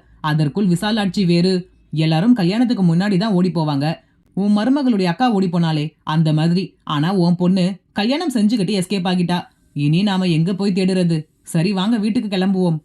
கிருஷ்ணமூர்த்தி, விசாலாட்சி, நீ கொஞ்ச நேரம் உன் வாயை மூடிக்கிட்டு சும்மா இருக்கியா? உன்னை யார் எங்க கூட வர சொன்னா? எங்க குடும்ப விஷயத்தை எப்படி பார்த்துக்கணும்னு எனக்கு தெரியும் என்றார் அதட்டலாக. அதில் விசாலாட்சி கோபமாக தன் முகத்தை வெடுக்கென்று திருப்பிக் கொள்ள அதற்குள் யாழினியும் மீராவிற்கு அழைப்பு விடுத்தாள். அதை ஏற்று காதில் வைத்தவர், யாழினி என்றார் பரிதவிப்பாக. அபிமன்யுவிற்கு ஆரணியின் திருமணம் பற்றி தெரிய வந்தால் அவனின் முடிவு என்னவாக இருக்கும்? அத்தியாயம் 5. யாழினி. அத்தை, என்னாச்சு? ஏன் இவ்வளவு பதட்டமா பேசுறீங்க? மீரா அழுகையினோடு, யாழினி நீ எங்க இருக்க? உடனே கிளம்பி வா. யாழினிக்கு மீராவின் பேச்சில் ஒன்றும் புரியவில்லை. யாழினி. அத்தை, ஏன் ஒரு மாதிரி பேசுறீங்க? ஏதாவது பிரச்சனையா? எங்க இருக்கீங்க நீங்க? அதற்கு பதில் அளிக்க முடியாமல் மீராவின் தொண்டை துக்கத்தில் அடைக்க வள்ளியம்மை பாட்டி மீராவின் கையில் இருந்த செல்போனை வாங்கியவர், ஹலோ யாழினி என்றவர் தாங்கள் இப்பொழுது இருக்கும் இடத்தை பற்றி கூறினார். மேலும் டிவியில் அவர்கள் பார்த்த விஷயங்களையும் விவரமாக விவரித்தார். பின்பு, ஆரியன் எங்கம்மா? உங்கூடவா இருக்கான்? யாழினி. ஆமா பாட்டி. எப்படி? எப்போ இதெல்லாம் நடந்துச்சு? எங்களுக்கு இதை பத்தி எதுவும் தெரியலையே என்றால் ஒன்றும் புரியாமல். வள்ளியம்மை, எங்களுக்கும் ஒண்ணுமே புரியலம்மா. நான் எதர்ச்சியா டிவி வைக்கும்போது நியூஸ்ல நம்ம ஆரணி ஏதோ ஒரு பையன் பக்கத்துல கழுத்துல மாலையோடும் தாலியோடும் நின்னுட்டு இருந்தா. அதை பார்த்த எனக்கு என்ன பண்றதுனே தெரியல. உடனே மீராவையும் உங்க தாத்தாவையும் கூப்பிட்டு காட்டினேன். அதுக்குள்ள விசாலாட்சி வீட்டுக்கு வந்தா. அவ தான் வந்து என்னென்னவோ சொல்றா. ஆரணி மாசமா இருக்கான்னு வேற சொல்றா. எங்களுக்கு ஒண்ணுமே புரியலம்மா. தாத்தா நேர்ல போய் எதுவா இருந்தாலும் விசாரிச்சுட்டு வந்துடலாம்னு எங்களை இங்க கூப்பிட்டுட்டு வந்தாங்க. ஆனா இங்க வந்து பார்த்தா இப்போ இங்க யாருமே இல்ல. அப்படி ஒரு விஷயம் நடந்ததற்கான எந்த ஒரு தடயமுமே இல்லாமல் இருக்கு. சரின்னு ஆரணிக்கு ஃபோன் போட்டா அவ ஃபோனையே எடுக்க மாட்டேங்கிறா. உனக்கும் ஆரியனுக்கும் கூட முயற்சி செய்து பார்த்தோம், நீங்களும் எடுக்கல. யாழினி. பாட்டி, அது வந்து நானும் ஆரியனும் ஒரு முக்கியமான மீட்டிங்ல இருக்கோம். அதனால தான் எங்களால ஃபோன் எடுக்க முடியல. நீங்க என்னுடைய பிஏவுக்கு ஃபோன் பண்ணி சொல்லியிருக்கலாம்ல. நான் உடனே கிளம்பி வந்திருப்பேனே. வள்ளி அம்மை. நானும் அதே தாமா மீரா கிட்ட சொன்னேன். ஆனா மீராவுக்கு இந்த விஷயத்த கேள்விப்பட்டதிலிருந்து வீட்டில் இருக்கவே முடியல. அதான் ஒரு 8 நேரில் போய் பார்த்துட்டு வந்துடலாம்னு நாங்க எல்லாம் கிளம்பி இங்க வந்துட்டோம். இங்க வந்து பார்த்தா கடைசியில் யாருமே இல்ல. இப்போ என்ன பண்றதுனே ஒன்றும் புரியல யாழினி. ஆரணி எங்க இருக்கான்னு தெரியல. அவளை பத்தின எந்த ஒரு விவரமுமே தெரியாமல் குழம்பி போய் நிக்கிறோம். யாழினி. பாட்டி, நீங்க ஒன்றும் பதட்டப்படாதீங்க. நானும் ஆரியனும் உடனே அங்க கிளம்பி வரோம் என்றவள் அப்பொழுதுதான் நினைவு வந்தவளாக, பாட்டி குழந்தைங்க எங்க? வள்ளி அம்மை. குழந்தைங்களை வீட்டுல ராசாத்தி கிட்ட தான் விட்டுட்டு வந்திருக்கோம் யாழினி. யாழினி. சரி பாட்டி, நான் பாத்துக்கிறேன். நான் உடனே உங்களுக்கு ஃபோன் பண்றேன் என்றவள் அழைப்பை துண்டித்து விட்டு ஆரியனிடம் இதை பற்றி ஆலோசித்தாள். ஆரியன் அதிர்ச்சியாக, என்ன யாழினி சொல்ற? நம்ம ஆரணி யாரோ ஒரு பையனை கல்யாணம் செஞ்சுக்கிட்டாளா என்றவன் அவசரமாக தன் செல்போனை எடுத்து ஆன்லைனில் தேடி பார்க்க இப்படி ஒரு நியூஸ் வந்ததற்கான எந்த ஒரு அறிகுறியும் இல்லாமல் அந்த நியூஸையே முற்றிலுமாக நீக்க வைத்திருந்தான் அர்ஜுன் தேவ். ஆரியன் குழப்பமாக, என்ன யாழினி, அப்படி ஒரு நியூஸ் அவங்க சொல்ற சேனலில் இல்லையே. அவங்க ஏதாவது தப்பா பார்த்திருப்பாங்கன்னு நினைக்கிறேன் என்றவன் மீராவின் நம்பருக்கு தொடர்பு கொண்டான். மீரா முதல் ரிங்கிலேயே அழைப்பை ஏற்றவர் பதட்டமாக, ஆரி பாத்தியா, நம்ம ஆரணி என்ன காரியம் செஞ்சிருக்கா பாரு. என்னால இன்னும் நம்பவே முடியலடா. அவ எங்க இருக்கான்னு கூட ஒன்னும் தெரியல என்றார் பதட்டமான குரலில். ஆரியன்.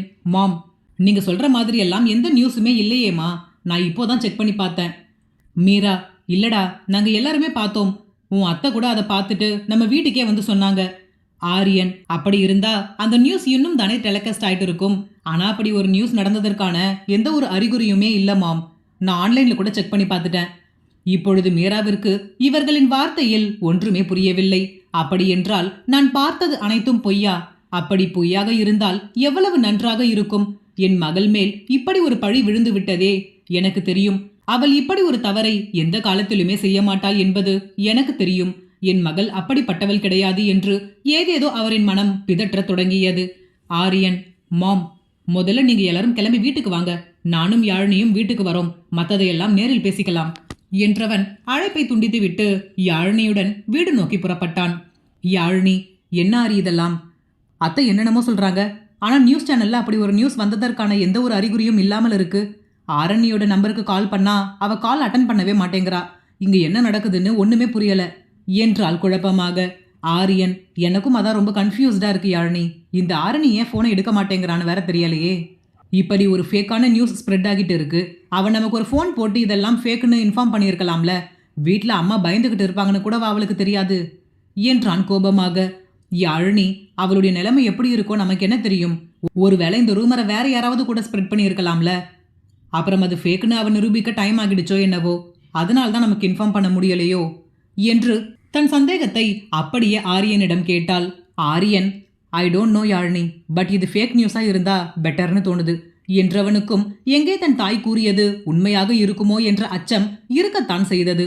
என்ன இருந்தாலும் தங்கையின் வாழ்க்கையாயிற்றே, அதுவும் சிறு வயது முதல் தன்னுடனேயே சுற்றி கொண்டிருந்தவள்.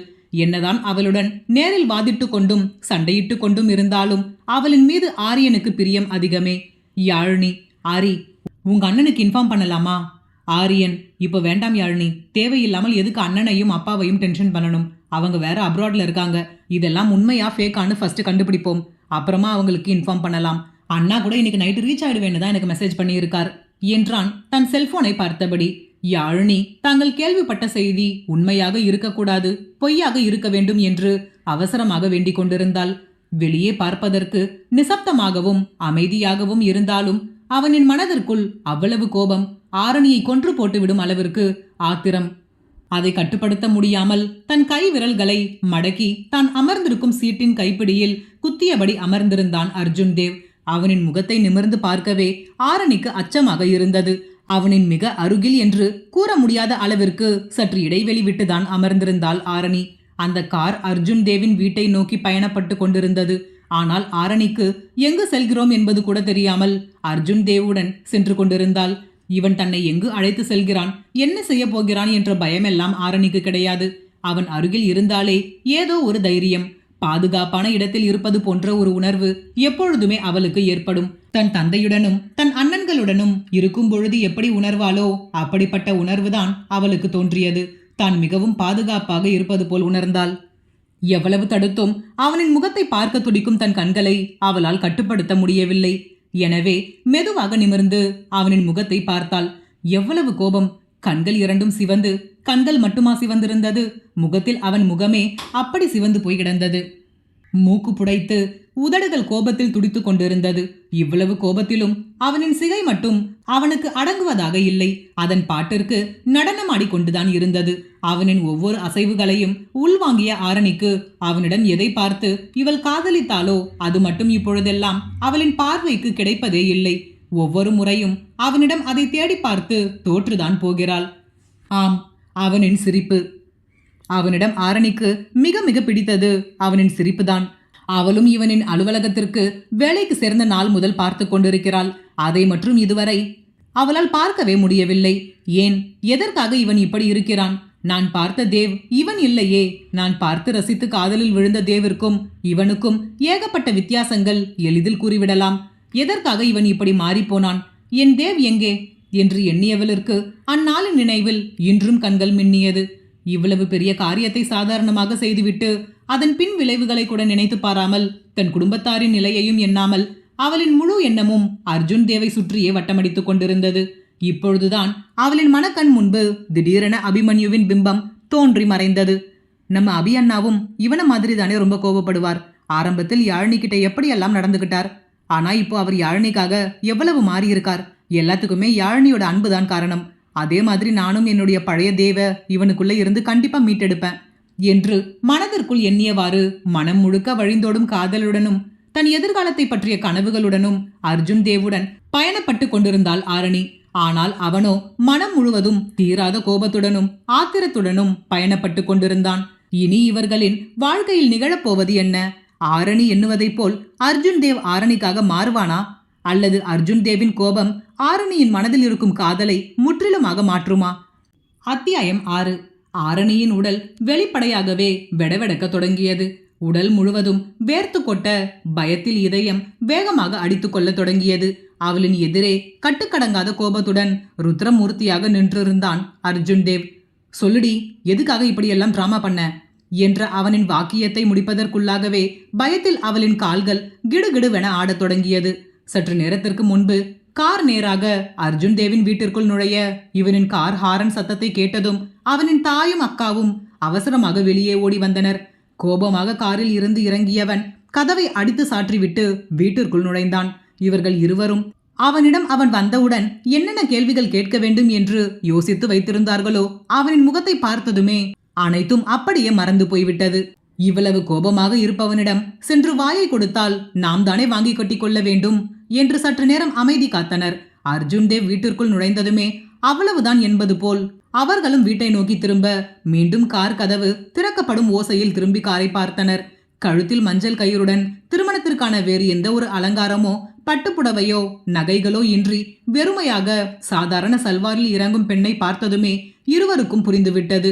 இவள்தான் அந்த பெண் என்று. இப்பொழுது என்ன செய்வது? இவளை உள்ளே வரும்படி அழைக்க வேண்டுமா? அர்ஜுன் வேறு வேகமாக செல்கிறான். இவளை அழைத்தால் ஏதாவது திட்டுவானோ என்று எண்ணிய செந்தாமரை எது எப்படி இருந்தாலும் தனக்கு இருப்பது ஒரே மகன். முதல் முறை திருமணம் முடித்து அவனின் மனைவியை வீட்டிற்கு அழைத்து வந்திருக்கிறான். என்ன காரணமாக இருந்தாலும் அவனும் ஒப்புக்கொண்டுதானே இவளை திருமணம் செய்து அதுவும் வீட்டிற்கே அழைத்து வந்திருக்கிறான். அப்படி என்றால் இவர்கள் இருவரும் கணவன் மனைவிதானே. ஆரத்தி கூட எடுக்காமல் அவளை வீட்டிற்குள் அழைக்க செந்தாமரையின் மனம் முன்வரவில்லை. செந்தாமரை, ஏய் பூரணி, சீக்கிரமா போய் ஆரத்தி கரைச்சி எடுத்துட்டு வா. அன்னபூரணி, என்னம்மா பேசுற நீ? இவளுக்காக நான் போய் ஆரத்தி கரைச்சி எடுத்துட்டு வரணுமா என்றாள் கோபமாக. செந்தாமரை, கொஞ்ச நேரம் அமைதியா இரு. என்ன இருந்தாலும் இவ உன்னுடைய தம்பி பொண்டாட்டி. முதல் தடவையா நம்ம வீட்டுக்கு வரா. ஆரத்தி கூட எடுக்காமல் எப்படி உள்ள கூப்பிட முடியும்? அவங்களுக்குள்ள இப்போ வேணும்னா ஏதாவது சின்ன மனஸ்தாபம் இருக்கலாம். பின்னாடி எல்லாம் சரியாயிடுச்சுன்னா நாம நம்ம வீட்டு மருமகளை ஆரத்தி கூட எடுக்காமல் உள்ள கூப்பிட்டு இருக்கோம்னு மனசுக்கு வருத்தமா இருக்கும். போய் முதல்ல நான் சொன்னதை செய். அன்னபூரணி வேண்டா வெறுப்பாக தன் முகத்தை தூக்கி வைத்துக் கொண்டு வீட்டிற்குள் சென்றவள் கையில் ஆரத்தி தட்டுடன் வந்தார்.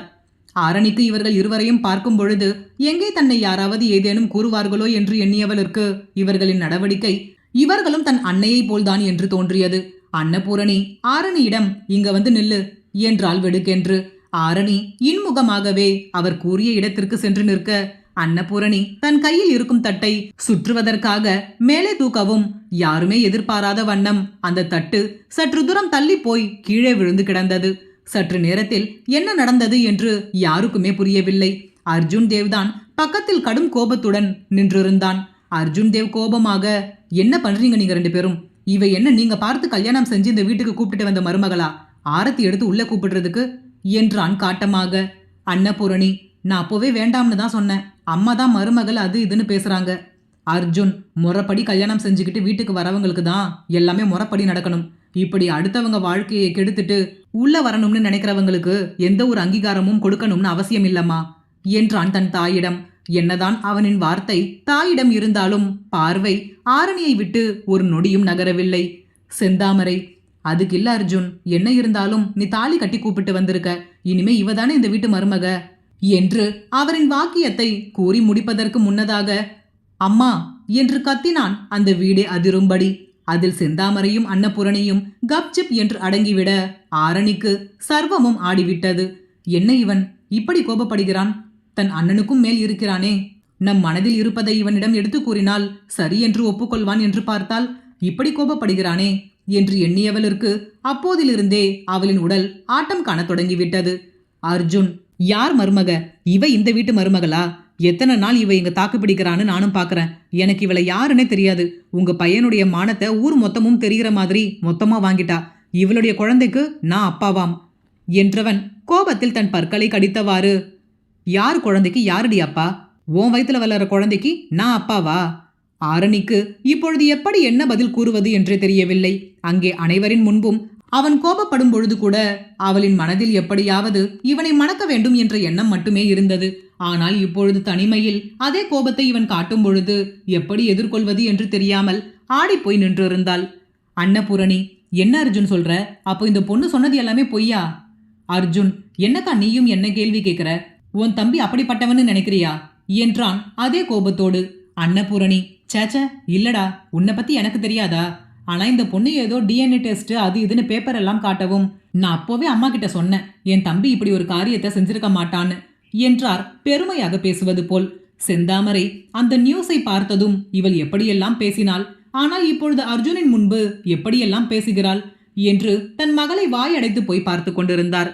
அர்ஜுன், அம்மா நீங்க சொல்லுங்க, உங்க பையன் அப்படி ஒரு தப்பை பண்ணுவான்னு நீங்க நினைக்கிறீங்களா?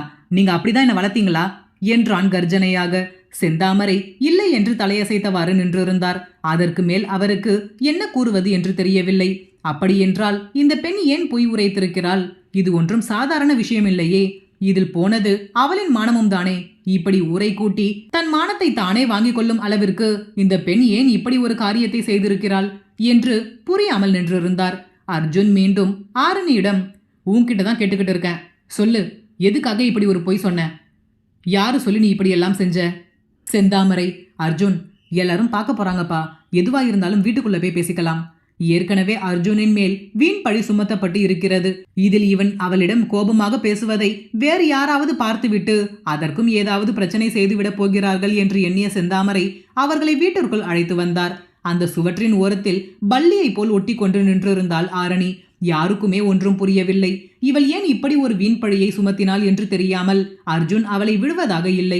அவளுக்கு நேர் எதிரே இருந்த சோபாவில் கால் மேல் கால் இட்டபடி அமர்ந்து கொண்டு அவளையே சிவந்த கண்களுடன் முறைத்து கொண்டிருந்தவன், என்ன, எனக்கு பதில் சொல்லாமல் நீ இங்கிருந்து எங்கேயுமே போக முடியாது.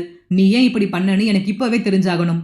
அன்னபூரணி, அவன் தான் இவ்வளவு தூரம் கேட்கறான்ல, என்ன விஷயம்னு வாயை திறந்து சொல்ல, அப்படியே கல்லு மாதிரி நிக்கிற என்றாள் அவளின் பங்கிற்கு. ஆரணி ஒரு வழியாக தைரியத்தை வரவழைத்து கொண்டு, நான் உங்களை காதலிக்கிறேன் என்றாள் அர்ஜுனிடம்.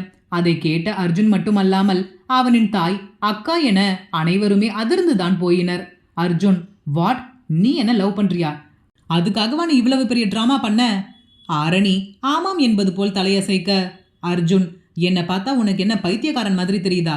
நீ என்ன சொன்னாலும் நம்புறதுக்கு நான் ஒன்றும் இளிச்சவாய் கிடையாது. நீ எதுக்காக இப்படி செஞ்சன்ற உண்மையான காரணத்தை இப்போவே சொல்லணும். யார் சொல்லி இப்படி செஞ்ச என்றான் மீண்டும். ஆரணி அவனை புரியாமல் பார்த்தவள், என்ன இவன் நம்ம உண்மையை சொன்னா கூட நம்ப மாட்டேங்கிறான் என்று எண்ணியவள், நான் உண்மையை தான் சொல்றேன். எனக்கு உங்களை முன்னாடி இருந்தே தெரியும். அப்போதிலிருந்தே எனக்கு உங்களை ரொம்ப பிடிக்கும். அதனால தான் இப்படி எல்லாம் செஞ்சேன். அன்னபூரணி அதிர்ச்சியாக, அப்போ நீ பிரெக்னன்ட் இல்லையா? ஆரணி மெதுவாக இல்லை என்று தலையசைத்தாள். அன்னபூரணி, அடி பாவி, எவ்வளவு பெரிய ஆளு நீ! எங்களுடைய வசதியை எல்லாம் பார்த்து பிரெக்னண்டா இருக்கேன்னு சொல்லி நடிச்சு என் தம்பியை கல்யாணம் செஞ்சிருக்கியா? ஒன்னும் தெரியாத அப்பாவி மாதிரி மூஞ்ச வச்சுக்கிட்டு எவ்வளவு பெரிய காரியத்தை செஞ்சிருக்க.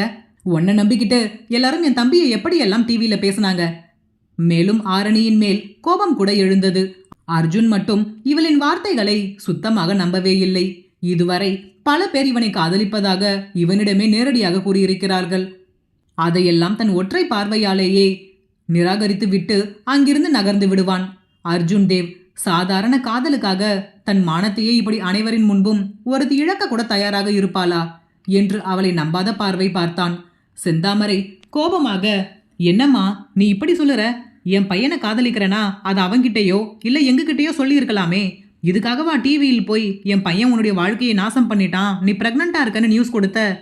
ஆரணி எதற்கும் பதிலளிக்காமல் சற்று பயத்துடனே நின்றிருக்க, அர்ஜுன், என்னம்மா பேசுறீங்க நீங்க? இவ உங்ககிட்ட சொன்னா மட்டும் எனக்கு இவளை கல்யாணம் செஞ்சு வச்சிருவீங்களா? இப்படி ஒரு பொய்க்காரியோட என்னால் எப்படி வாழ முடியும் என்றான் ஆத்திரத்தோடு. அர்ஜுன் தேவ் ஆரணியின் காதலை ஏற்பானா? அத்தியாயம் 7. செந்தாமரை, இல்ல அர்ஜுன், சும்மா ஒரு பேச்சுக்கு சொன்ன என்றார் தயக்கமாக. அர்ஜுன் அவரின் முன்பு தன் ஒற்றை விரலை நீட்டி எச்சரிக்கும் விதமாக, பேச்சுக்கு கூட சொல்லக்கூடாது என்றான் நிறுத்தி நிதானமாக. அவனின் வார்த்தையில் இருந்த நிதானம் கூட அவனின் பார்வையில் இல்லை. அவ்வளவு கோபம். ஆரணியை எரித்து விடுவது போல் பார்த்தவன், இவ யாரோ சொல்லிதான் இப்படியெல்லாம் செய்யறா, அது யாருன்னு எனக்கு இப்போவே தெரிஞ்சாகணும். அப்படி இல்லனா என்னுடைய பணத்துக்காக இப்படியெல்லாம் செய்றியா என்று கோபமாக கேட்டவன், ஆக்சுவலி எனக்கு ஒன்று மட்டும் புரியல. என்ன மாதிரி பொண்ணுடி நீ? பணத்துக்காக என்ன வேணும்னாலும் செய்வியா? அதுவும் எந்த பொண்ணுமே இப்படி ஒரு காரியத்தை செய்ய துணிய மாட்டா. என்னோட குழந்தை உன்னோட வயித்துல வளருதுன்னு சர்வசாதாரணமா எல்லாரும் முன்னாடியும் சொல்ற என்றவனுக்கு அப்பொழுதுதான் நினைவு வந்தது அந்த DNA டெஸ்டின் ரிப்போர்ட்டை பத்தி. தன் நெற்றியில் கையை வைத்து யோசித்தவன், ஆமா, உனக்கு அந்த DNA ரிப்போர்ட்லாம் எங்க கிடைச்சது? நிஜமாவே அது பொய்யான DNA ரிப்போர்ட்டா இல்ல வேற யாருடைய குழந்தைக்காவது என்ன அப்பாவாக்கலாம்னு பாக்குறியா என்று வார்த்தைகளால் அவளை கொன்று புதைத்தான். அர்ஜுனை பொறுத்த மட்டும் அவள் அத்தனை பேரின் முன்பு இவனை அசிங்கப்படுத்தியதற்கு முன்பு இதெல்லாம் ஒன்றுமே இல்லை என்பது போல்தான் தோன்றியது. ஆனால் ஆரணியின் நிலையோ மிகவும் பரிதாபமாகி போனது. அர்ஜுனின் வார்த்தைகளை கேட்ட அவளின் காதல் கொண்ட மனம் தாங்கிக் கொள்ள முடியாமல் துடித்து விட்டது. என்னென்ன வார்த்தைகள் பேசிவிட்டான்! இவனின் பணத்திற்காகவா நான் இப்படியெல்லாம் செய்தேன்?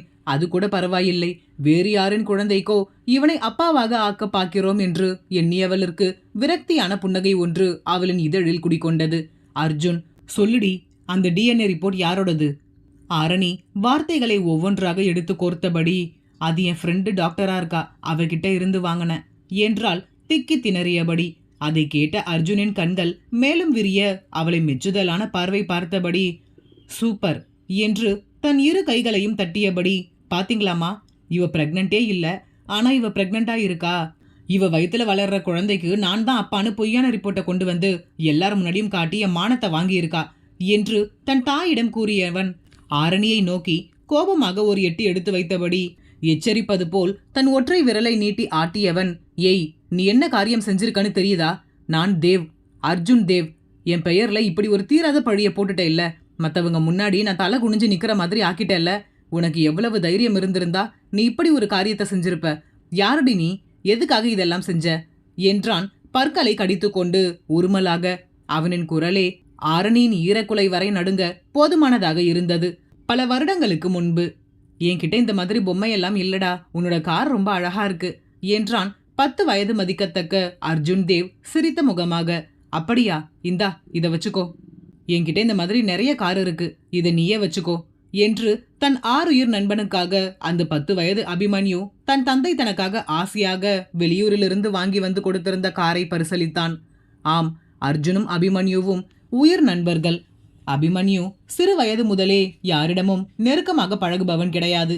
தன் தாயிடம் கூட சற்று தள்ளி நிற்பவன், எப்பொழுதுமே தனிமையாக இருப்பவன். ஏன் என்றே தெரியாமல் அர்ஜுனிடம் மட்டும் உயிர் தோழனாக ஒன்றி போனான். அபிமன்யுவிற்கு பெரிதாக சொல்லிக் கொள்ளும் அளவிற்கு நண்பர்கள் பட்டாளம் இல்லாவிட்டாலும் விரலை விட்டு எண்ணிவிடும் அளவிற்கு 1-2 நண்பர்கள் இருக்கின்றனர். ஆனாலும் நெருங்கிய உயிர் நண்பன் என்றால் அது அர்ஜுன் தேவ் மட்டுமே. அர்ஜுன் தேவ் இவர்களின் வீட்டிற்கு அருகே வாடகை வீட்டில் குடியேறிய சற்று காலத்திலேயே அர்ஜுனும் அபிமன்யுவும் நெருங்கிய நண்பர்கள் ஆகிப்போயினர். இருவரும் எப்பொழுதுமே பிரிந்தது கிடையாது. தங்கள் பள்ளி பருவம் முழுவதையும் ஒரே கல்லூரியில் ஒன்றாக படித்தவர்கள். கல்லூரியிலும் அப்படித்தான். ஒரே கல்லூரியில் ஒரே பாடப்பிரிவை தேர்ந்தெடுத்து பயின்றனர். ஆனால் விதி யாரை விட்டது? அவர்களின் கல்லூரி காலத்தில் நண்பர்கள் இருவருக்கும் ஏற்பட்ட மனக்கசப்பினால் இருவரும் பிரிந்து விட்டனர். ஆனால் ஆரணியின் மனதிற்குள் அர்ஜுன் சத்தம் இன்றி நுழைந்தது எப்படி? அபிமன்யு ஆரணியிடம் ஆசையாக விளையாடவே மாட்டான். சிறு வயது ஆரணி அபிமன்யுவிடமிருந்து எப்பொழுதுமே சற்று தள்ளிதான் இருப்பாள். ஆனால் தன் அண்ணனுடன் விளையாடும் அர்ஜுனை பார்க்கும் பொழுது சிறு வயது ஆரணிக்கு ஏனென்றே தெரியாமல் மிகவும் பிடித்து போய்விட்டது. அதிலும் குறிப்பாக அர்ஜுன் தேவின் சிரிப்பிற்கு ஆரணி ரசிகையாகவே மாறிப்போனாள். அவனின் முத்து பற்கள் தெரியும் சிரிப்பை கண்ணிமைக்காமல் நாள் முழுவதும் கூட பார்த்து கொண்டே இருப்பாள். இப்படியே ஆரணி வளர வளர நாளுக்கு நாள் அர்ஜுனின் மீதான அவளின் அன்பும் காதலும் மலர்ந்தது. அவளின் 13ஆம் வயதில் உடன் படிக்கும் மாணவன் ஆரணியிடம் ஏதோ வம்பு செய்ய அதை அழுது கொண்டே ஆரணி அபிமன்யுவிடம் கூறினாள். அந்த பையனை கண்டிக்கும்படி கேட்டாள். ஆனால் அபிமன்யு, என்ன இது ஆரணி, நீ என்ன இன்னும் சின்ன குழந்தையா? நீ இப்போ பெரிய பொண்ணா வளர்ந்துட்ட. இப்படி சின்ன சின்ன விஷயத்துக்கெல்லாம் வந்து கம்ப்ளைண்ட் பண்ணிக்கிட்டு இருக்காமல் எல்லாத்தையும் நீயே தனியா ஃபேஸ் பண்ண கத்துக்கணும் என்றவன் அவளுக்கு அறிவுரை கூறி அந்த விஷயத்தை அப்படியே விட்டுவிட்டான். அதன் பிறகு ஆரணி சோகமாக தங்கள் கார்டனில் அமர்ந்திருக்க அவள் அருகில் அமர்ந்த அர்ஜுன் தேவ், என்னாச்சு, ஏன் சோகமா இருக்க என்று விசாரித்தான். ஆரணி அர்ஜுனை எப்பொழுதுமே தூரத்திலிருந்து பார்த்து ரசிப்பாளே தவிர அவனிடம் பேச வேண்டும் என்று ஒரு நாளும் முயற்சித்தது இல்லை. இப்படி அர்ஜுனே வழியே வந்து பேசவும் அவளுக்கு குதூகலமாகி போனது. மேலும் தன் வருத்தத்தை சரியாக கணித்து தன்னிடம் கேட்கிறானே என்று எண்ணும் பொழுது அவளுக்கு ஏதோ விண்ணில் பறப்பது போல் தோன்றியது. ஆரணி நடந்த விஷயத்தை அப்படியே அர்ஜுனிடம் கூற, அர்ஜுன், அப்படியா, யார் அவன் உன்கிட்ட வம்பு பண்றது? என்கிட்ட காட்டு, நான் என்னன்னு கேட்கிறேன் என்றவன் அன்று ஆரணிக்காக அந்த பையனிடமும் சண்டைக்கு சென்றான். அன்று முதல் ஆரணியின் மனதில் ஆணி அடித்தது போல் அமர்ந்து விட்டான் அர்ஜுன் தேவ். இதில் என்ன வேடிக்கை என்றால் ஆரணியின் மனதில் தான் சத்தம் இன்றி நுழைந்து யாராலும் அசைக்க முடியாத இடத்தில் இருக்கிறோம் என்பது அவனுக்கே தெரியாது. அதன் பிறகு அர்ஜுன் தேவ் அபிமன்யுவின் வீட்டிற்கு அதிகமாக வருவதில்லை என்பதால் ஆரணியால் அவனை பார்க்க முடியாமல் போனது. எனவே அவனுக்கே தெரியாமல் அவனின் வீட்டு பக்கம் ஏதாவது ஒரு காரணத்துடன் செல்வாள். அப்படியே அவனின் வீட்டை கடக்கும் பொழுதெல்லாம் யாரும் அறியாத வண்ணம் ஓரக்கண்ணால் அர்ஜுனை பார்த்தபடியே செல்வாள். அர்ஜுனும் பெரிதாக ஆரணியை கண்டு கொண்டதில்லை என்பதால் அவனிற்கும் ஆரணியின் முகம் சரிவர ஞாபகம் இல்லாமல் நாளடைவில் மறந்தே போய்விட்டான். அதன் பின்பு என்ன நடந்தது என்றே தெரியாமல் அர்ஜுன் தேவும் அபிமன்யுவும் பிரிந்து விட்டனர். ஆனால் அவர்கள் ஏன் பிரிந்தனர், எதற்காக பிரிந்தனர் என்ற பின்னணியில் இருக்கும் காரணம் யாருக்குமே தெரியாது. ஆரணியாலும் வெளிப்படையாக தன் அண்ணனிடம் இதை பற்றி கேட்க முடியாது என்று தன் தாய் எப்பொழுதாவது, என்ன அபி, அர்ஜுன் இப்பெல்லாம் வீட்டு பக்கமே வரமாட்டேங்கிறான் என்று விசாரிக்கும் பொழுதெல்லாம் எதுவும் அறியாதது போல் தன் அண்ணனின் பதிலுக்காக காத்திருப்பாள். ஆனால் அபிமன்யு வாயை திறந்து பதில் பேசினால்தானே அவன் எதற்கும் பதிலளிக்க மாட்டான். நத்திங் மாம், அவன் பிஸியா இருக்கான் போல இருக்கு என்றவன் அத்துடன் முடித்துக் கொள்வான். அதற்கு மேல் எவ்வளவு கேட்டாலும் அவனிடமிருந்து பதிலை பெற முடியாது என்று உணர்ந்த மீராவும் அதோடு விட்டு விடுவார். பிறகு நாளடைவில் அனைவருமே அர்ஜுன் தேவை பற்றி மறந்துவிட்டனர். ஆனால் ஆரணியால் மட்டும் அப்படி சாதாரணமாக அர்ஜுன் தேவை கடந்து வர முடியவில்லை. தன் மனதில் சிறு வயது முதலே பசுமரத்தாணி போல் நன்றாக பதிந்து விட்டவனை எப்படி எளிதில் மறக்க முடியும்?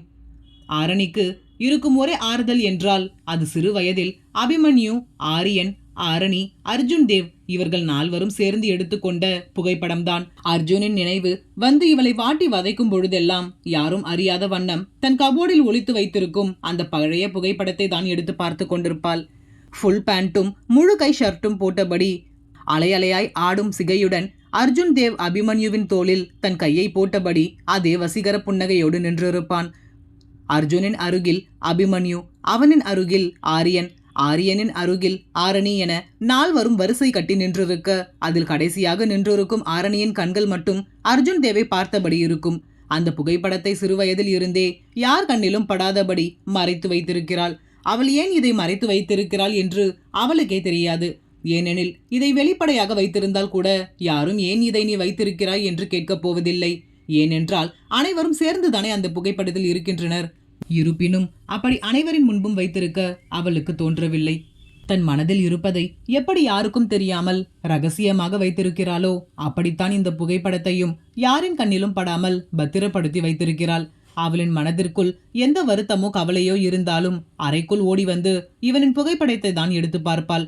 அவனின் சிரித்த முகத்தை பார்த்த உடனேயே இவளின் மன வலிகள் மொத்தமும் கரைந்து போய்விடும். அப்படி ஒரு நாள் பார்த்து கொண்டிருக்கும் பொழுதுதான் யாழினி எதிர்பாராத விதமாக அறையினுள் நுழைந்து விட்டாள்.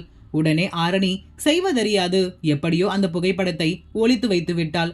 சிறு வயதில் அவனின் சிரிப்பினால் இவளின் மனதிற்குள் அவனை அறியாமலே அவன் விதை போட்டுவிட இப்போது அது காதலாக மாறி யாராலும் அசைக்க முடியாத ஆலமரமாக வளர்ந்து நிற்கிறது.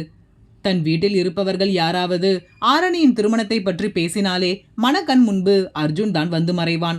ஆனால் அவன் இப்பொழுது எப்படி இருப்பான் என்றெல்லாம் அவளுக்கு தெரியாது. ஏன், இவளை பற்றிய எண்ணம் கூட அவனுக்கு இருக்குமா என்பது இவளுக்கு தெரியாது. அதை பற்றியெல்லாம் அவளுக்கு கவலையும் கிடையாது. ஏதோ ஒரு குருட்டு நம்பிக்கையில் எங்கே எப்படி இருக்கிறான் என்றே தெரியாத அர்ஜுன் தேவை தேடிக்கொண்டிருக்கிறாள். இதெல்லாம் தெரிய வந்தால் அர்ஜுன் தேவின் முடிவு என்னவாக இருக்கும்? அத்தியாயம் 8. தன் கல்லூரி படிப்பை முடித்த ஆரணி தன் அண்ணனிடம், அண்ணா, வெளியில் வேற ஏதாவது ஒரு கம்பெனியில் வேலை பார்க்கலாம்னு ஆசைப்படுறேன். மீரா, எதுக்காரணி? நமக்கே இத்தனை கம்பெனி இருக்கு, அதை நீ பார்த்துக்கிட்டா போதாதா? எதுக்காக நீ வெளியில் போய் வேலை பார்க்கணும்னு ஆசைப்படுற? ஆரணி, அம்மா, நம்ம கம்பெனியில் வேலை கற்றுக்க சோம்பேறித்தனமா இருக்கும். நான் வெளியில் வேற ஏதாவது ஒரு கம்பெனியில் போய் வேலை செஞ்சாதானே வேலையை நல்லா கற்றுக்க முடியும். ஒரு 2-3 வருஷம் வெளியில் வேலை பார்த்துட்டு அப்புறமா நம்ம கம்பெனிக்கு வந்துடுறேன். மகேந்திரன், அவ சொல்றதும் சரிதான் மீரா. படிச்சு முடிச்ச உடனேயே நம்ம கம்பெனிக்கு வராமல் வெளியில் போய் வேலை பார்த்தால் அவளுக்கும் அது ஒரு புது எக்ஸ்பீரியன்ஸாக தானே இருக்கும். ஆரணி, தேங்க்யூ டாடி என்றபடி மகேந்திரனை கட்டி அணைக்க, மீரா, உங்க பொண்ணு என்ன சொன்னாலும் அதுக்கு நோவே கிடையாதா? அவ என்ன சொன்னாலும் ஓகே சொல்லிடுறீங்க? மகேந்திரன் ஆரணியை தன் தோளோடு அணைத்தவாறு, என் பொண்ணு எது டிசைட் பண்ணாலும் அது கரெக்டாக தான் இருக்கும். எனக்கு அவ மேல நம்பிக்கை இருக்கு. அது மட்டும் இல்ல, அவ சொல்றதும் நியாயம்தானே என்றார் இன்முகமாக. ஆரியன், இதெல்லாம் கொஞ்சம் கூட நியாயமே இல்ல டாடி. இந்த குடும்பத்துல எல்லாருமே அண்ணாவுக்கும் ஆரணிக்கும் தான் சப்போர்ட் பண்றீங்க. நீங்க எல்லாம் பண்றத பார்த்தா நிஜமாவே நானும் இந்த குடும்பத்தில் பிறந்த பையன்தானான்னு எனக்கே சந்தேகமா இருக்கு என்றான் சீரியஸாக முகத்தை வைத்துக்கொண்டு. யாழினி, இதில் உனக்கு சந்தேகம் வேறையா? என்கிட்ட இப்போதான் ரீசெண்டா அத்தை சொன்னாங்க, உன்னை அவங்க ஒரு அனாத ஆசிரமத்துல இருந்து தத்தெடுத்து வந்தாங்களாம். நீ அவங்களுக்கு பிறந்த குழந்தையே இல்லையாம் என்று கூற, ஆரணி, அச்சோ யாழினி, உனக்கும் இந்த உண்மை தெரிஞ்சிருச்சா? இதையே நீ ஆரிக்கிட்ட சொன்ன? அவன் இதெல்லாம் கேள்விப்பட்டால் வருத்தப்படுவான்னு தான் நாங்களே இத்தனை வருஷமா மறைச்சு வச்சிருந்தோம் என்றால் வருத்தமாக கூறுவது போல் முகத்தை வைத்துக்கொண்டு. அதில் கடுப்பான ஆரியன், என்ன உங்க 2 பேருக்கும் என்னை பார்த்தா கிண்டலா இருக்கா? வர வர என் மேல கொஞ்சம் கூட பயமே இல்லாமல் போயிடுச்சுல்ல உங்க 2 பேருக்கும்? யாழினி, ஐயோ இப்படியெல்லாம் பேசாத ஆரி, ரொம்ப பயமா இருக்கு. ஆரியன், அண்ணா பாத்தீங்களா உங்க பொண்டாட்டி என்னை பத்தி என்ன சொல்றாங்கன்னு? ஆரியன் கூறியதையே சட்டை செய்யாத அபிமன்யு தன் தந்தையிடம், yes dad, you are right. இப்படி புதுசா ஒரு கம்பெனியில் போய் ஒர்க் பண்றதும் ஆரணிக்கு ஒரு நல்ல எக்ஸ்பீரியன்ஸாக தான் இருக்கும் என்றவன் ஆரணியிடம், நீ உன் இஷ்டப்படியே வேலைக்கு போ, பட் 2 இயர்ஸ் ஆஃப்டர் நம்ம கம்பெனிக்கு வந்துடணும். ஆரணி, ஷியோர் அண்ணா என்றாள் சிரித்த முகமாக. ஏனென்றால் அவளின் காதல் நாயகனை விரைவில் பார்க்க போகிறாள் அல்லவா, அந்த குஷியில்தான். மீராவின் முகம் மட்டும் இன்னமும் வருத்தத்தில் இருக்க, மகேந்திரன், வாட் மீரா, ஏன் டல்லா இருக்க? மீரா, நான் ஆரணிக்கு மேரேஜ் பண்ணணும்னு ஆசைப்படுறேன். ஆரியன் உடனே தன் தாய்க்கு சப்போர்ட் செய்தபடி, ஆமாமா, நீங்க சொல்றதுதான் சரி. இப்போ எல்லாம் நல்ல மாப்பிள்ளை கிடைக்கிறதே ரொம்ப கஷ்டம். நம்ம உடனே மாப்பிள்ளை பார்க்க ஸ்டார்ட் பண்ணிடலாம் என்றான் வேண்டுமென்றே. ஆரணிக்கு தன் தாயின் வார்த்தையில் தலையில் இடி விழுந்தது போல் ஆகிவிட்டது. Mahendran, what is this Meera? அவளுக்கு என்ன அவ்வளவு ஏஜ் ஆகிடுச்சு? இப்போதானே காலேஜ் கம்ப்ளீட் பண்ணியிருக்கா. கொஞ்சம் நாள் வேலைக்கு போகட்டும், அப்புறமா மேரேஜ் பண்ணிக்கலாம். தனக்கு வேலை வைக்காமல் தன் தந்தையை இந்த திருமண பேச்சை நிராகரித்ததில் இப்பொழுதுதான் ஆரணிக்கு அப்பாடா என்று நிம்மதியாக இருந்தது. மகேந்திரனின் பதிலில் மீராவின் முகம் வாடிவிட வள்ளியம்மை பாட்டி அவரின் தோள்களில் கை வைத்து, உனக்கு என்ன மீரா, உன் பொண்ணுக்கு நல்லபடியா வாழ்க்கை அமையணும், அதான? அவ பாட்டுக்கு வேலைக்கு போகட்டும், நாம பாட்டுக்கு ஒரு பக்கம் மாப்பிள்ளையை பார்ப்போம். நல்ல வரன் வந்தால் கல்யாணம் பண்ணிடலாம். அது வரைக்கும் ஆரணி ஆசைப்படுற மாதிரி வேலைக்கு போகட்டுமே. மீரா அரை மனதாக சரிமா என்று சம்மதித்தார். அப்பொழுதே மீரா கூறியபடி ஆரணிக்கு திருமண ஏற்பாடுகள் செய்திருந்தால் இன்று இவர்களின் குடும்பத்திற்கு இப்படி ஒரு தலைக்குனிவு ஏற்படாமல் இருந்திருக்கும். அதன் பிறகு ஆரணி அர்ஜுன் தேவின் அலுவலகத்தில் வேலைக்கு சேர 6 மாதம் ஆகியும் அவனின் தரிசனம் ஆரணிக்கு கிடைக்கவே இல்லை. ஒரு முறை மட்டும் தூரத்தில் இருந்து பார்த்தாள். ஒரு நாள் எதிர்பாராத விதமாக அன்று அலுவலகத்திற்கு சற்று தாமதமாக வந்த ஆரணி அவசரமாக ஓடிச் சென்று அப்பொழுதுதான் கதவுகள் மூடிக்கொண்டிருக்கும் லிப்டின் பட்டனை அழுத்த அது மீண்டும் திறந்து கொண்டது. ஆனால் ஆரணியால் தான் உள்ளே நுழைய முடியவில்லை. அவள் யாருக்காக இந்த அலுவலகத்தில் வேலைக்கு சேர்ந்தாலோ அவனின் தரிசனம் இதோ கிடைத்து விட்டதே. தன் கண்முன்னே 6 அடிக்கும் மேல் நெடுநெடுவென வளர்ந்து நிற்கும் ஆண்மகனை ஆரணி நிமிர்ந்து பார்த்தவளின் தலை குனியவே இல்லை. அப்படியே அவனின் முகத்தில் நிலைத்து விட்டது. ஆனால் அவனோ ஆரணி என்று ஒருத்தி தன் எதிரில் நிற்பதையே கவனிக்காமல் தன் கையில் இருக்கும் செல்போனில் எதையோ நோண்டிக் கொண்டிருந்தான். அப்பொழுது அர்ஜுன் தேவின் PA ஸ்டெல்லா, உள்ள வரியா, எங்களுக்கு டைம் ஆகுது என்று குரல் கொடுத்தாள். அதில் தன் நிலையிலிருந்து கலைந்த ஆரணி சட்டென்று லிப்டிற்குள் ஏறிக்கொள்ள அவன் அருகில் ஏதோ விண்ணில் பறப்பது போன்ற உணர்வு. அவளின் கால்கள் தரையிலேயே படாதது போல் உணர்ந்தாள். ஆனால் ஸ்டெல்லாவிற்கு இதெல்லாம் ஒரு பெரிய விஷயமாகவே தெரியவில்லை. ஒரு நாளைக்கு எத்தனை பெண்கள் அர்ஜுன் தேவை இப்படி ஆவென பார்ப்பதை அவள் பார்த்திருக்கிறாள். அதில் ஒருத்தியாக தான் அவள் ஆரணியையும் எண்ணினாள். அவளை அலட்சியமாக ஒரு பார்வை பார்த்துவிட்டு திரும்பிக் கொண்டாள். இது எதையுமே அர்ஜுன் தேவ் கவனிக்கவில்லை. அவனுடைய மனநிலையும் ஸ்டெல்லாவை போல்தான் இருந்தது. இப்படி பல பெண்கள் பார்வையாலேயே அவனை வட்டமடித்து கொண்டுதான் இருக்கின்றனர். எனவே யாரையுமே அவன் ஒரு பொருட்டாக நிமிர்ந்து கூட பார்க்க மாட்டான். அப்படித்தான் ஆரணியையும் கடந்து சென்றான். ஆனால் ஆரணிக்கோ வயிற்றுக்குள் பல பட்டாம்பூச்சிகள் பறக்க இடம் இன்றி சிறகடித்து பறந்து கொண்டிருந்தது. எத்தனை வருடங்கள் ஆகிறது இவ்வளவு அருகில் இவனை பார்த்து என்று எண்ணியவளருக்கு ஆனந்தத்தில் கண்களில் நீர் கூட ஊற்றெடுத்தது. பல வருடங்கள் கழித்து அவன் எப்படி இருப்பான் என்றே அறியாத ஆரணி அன்றுதான் முதல் முறை அர்ஜுன் தேவை நேரில் பார்க்கிறாள். அதுவும் இவ்வளவு அருகில். அதன் பிறகும் பல முறை அர்ஜுனை சந்தித்திருக்கிறாள். ஆனால் அவன் இவளை கண்டு கொண்டதே கிடையாது. இதற்கிடையில் அலுவலகத்தில் பணிபுரியும் மற்றவர்கள் பிரீத்திக்கும் அர்ஜுனுக்கும் இடையில் எதுவோ இருப்பதாகவும் அவர்கள் விரைவில் திருமணம் செய்ய போவதாகவும் கூற, மனதளவில் அர்ஜுனை தன் கணவனாக முடிவு செய்துவிட்ட ஆரணிக்கு இந்த செய்தி பெரும் இடியாக இருந்தது. ஆனால் அர்ஜுன் மனதில் என்ன இருக்கின்றது என்பதை அவளால் சற்றும் யூகிக்க முடியவில்லை.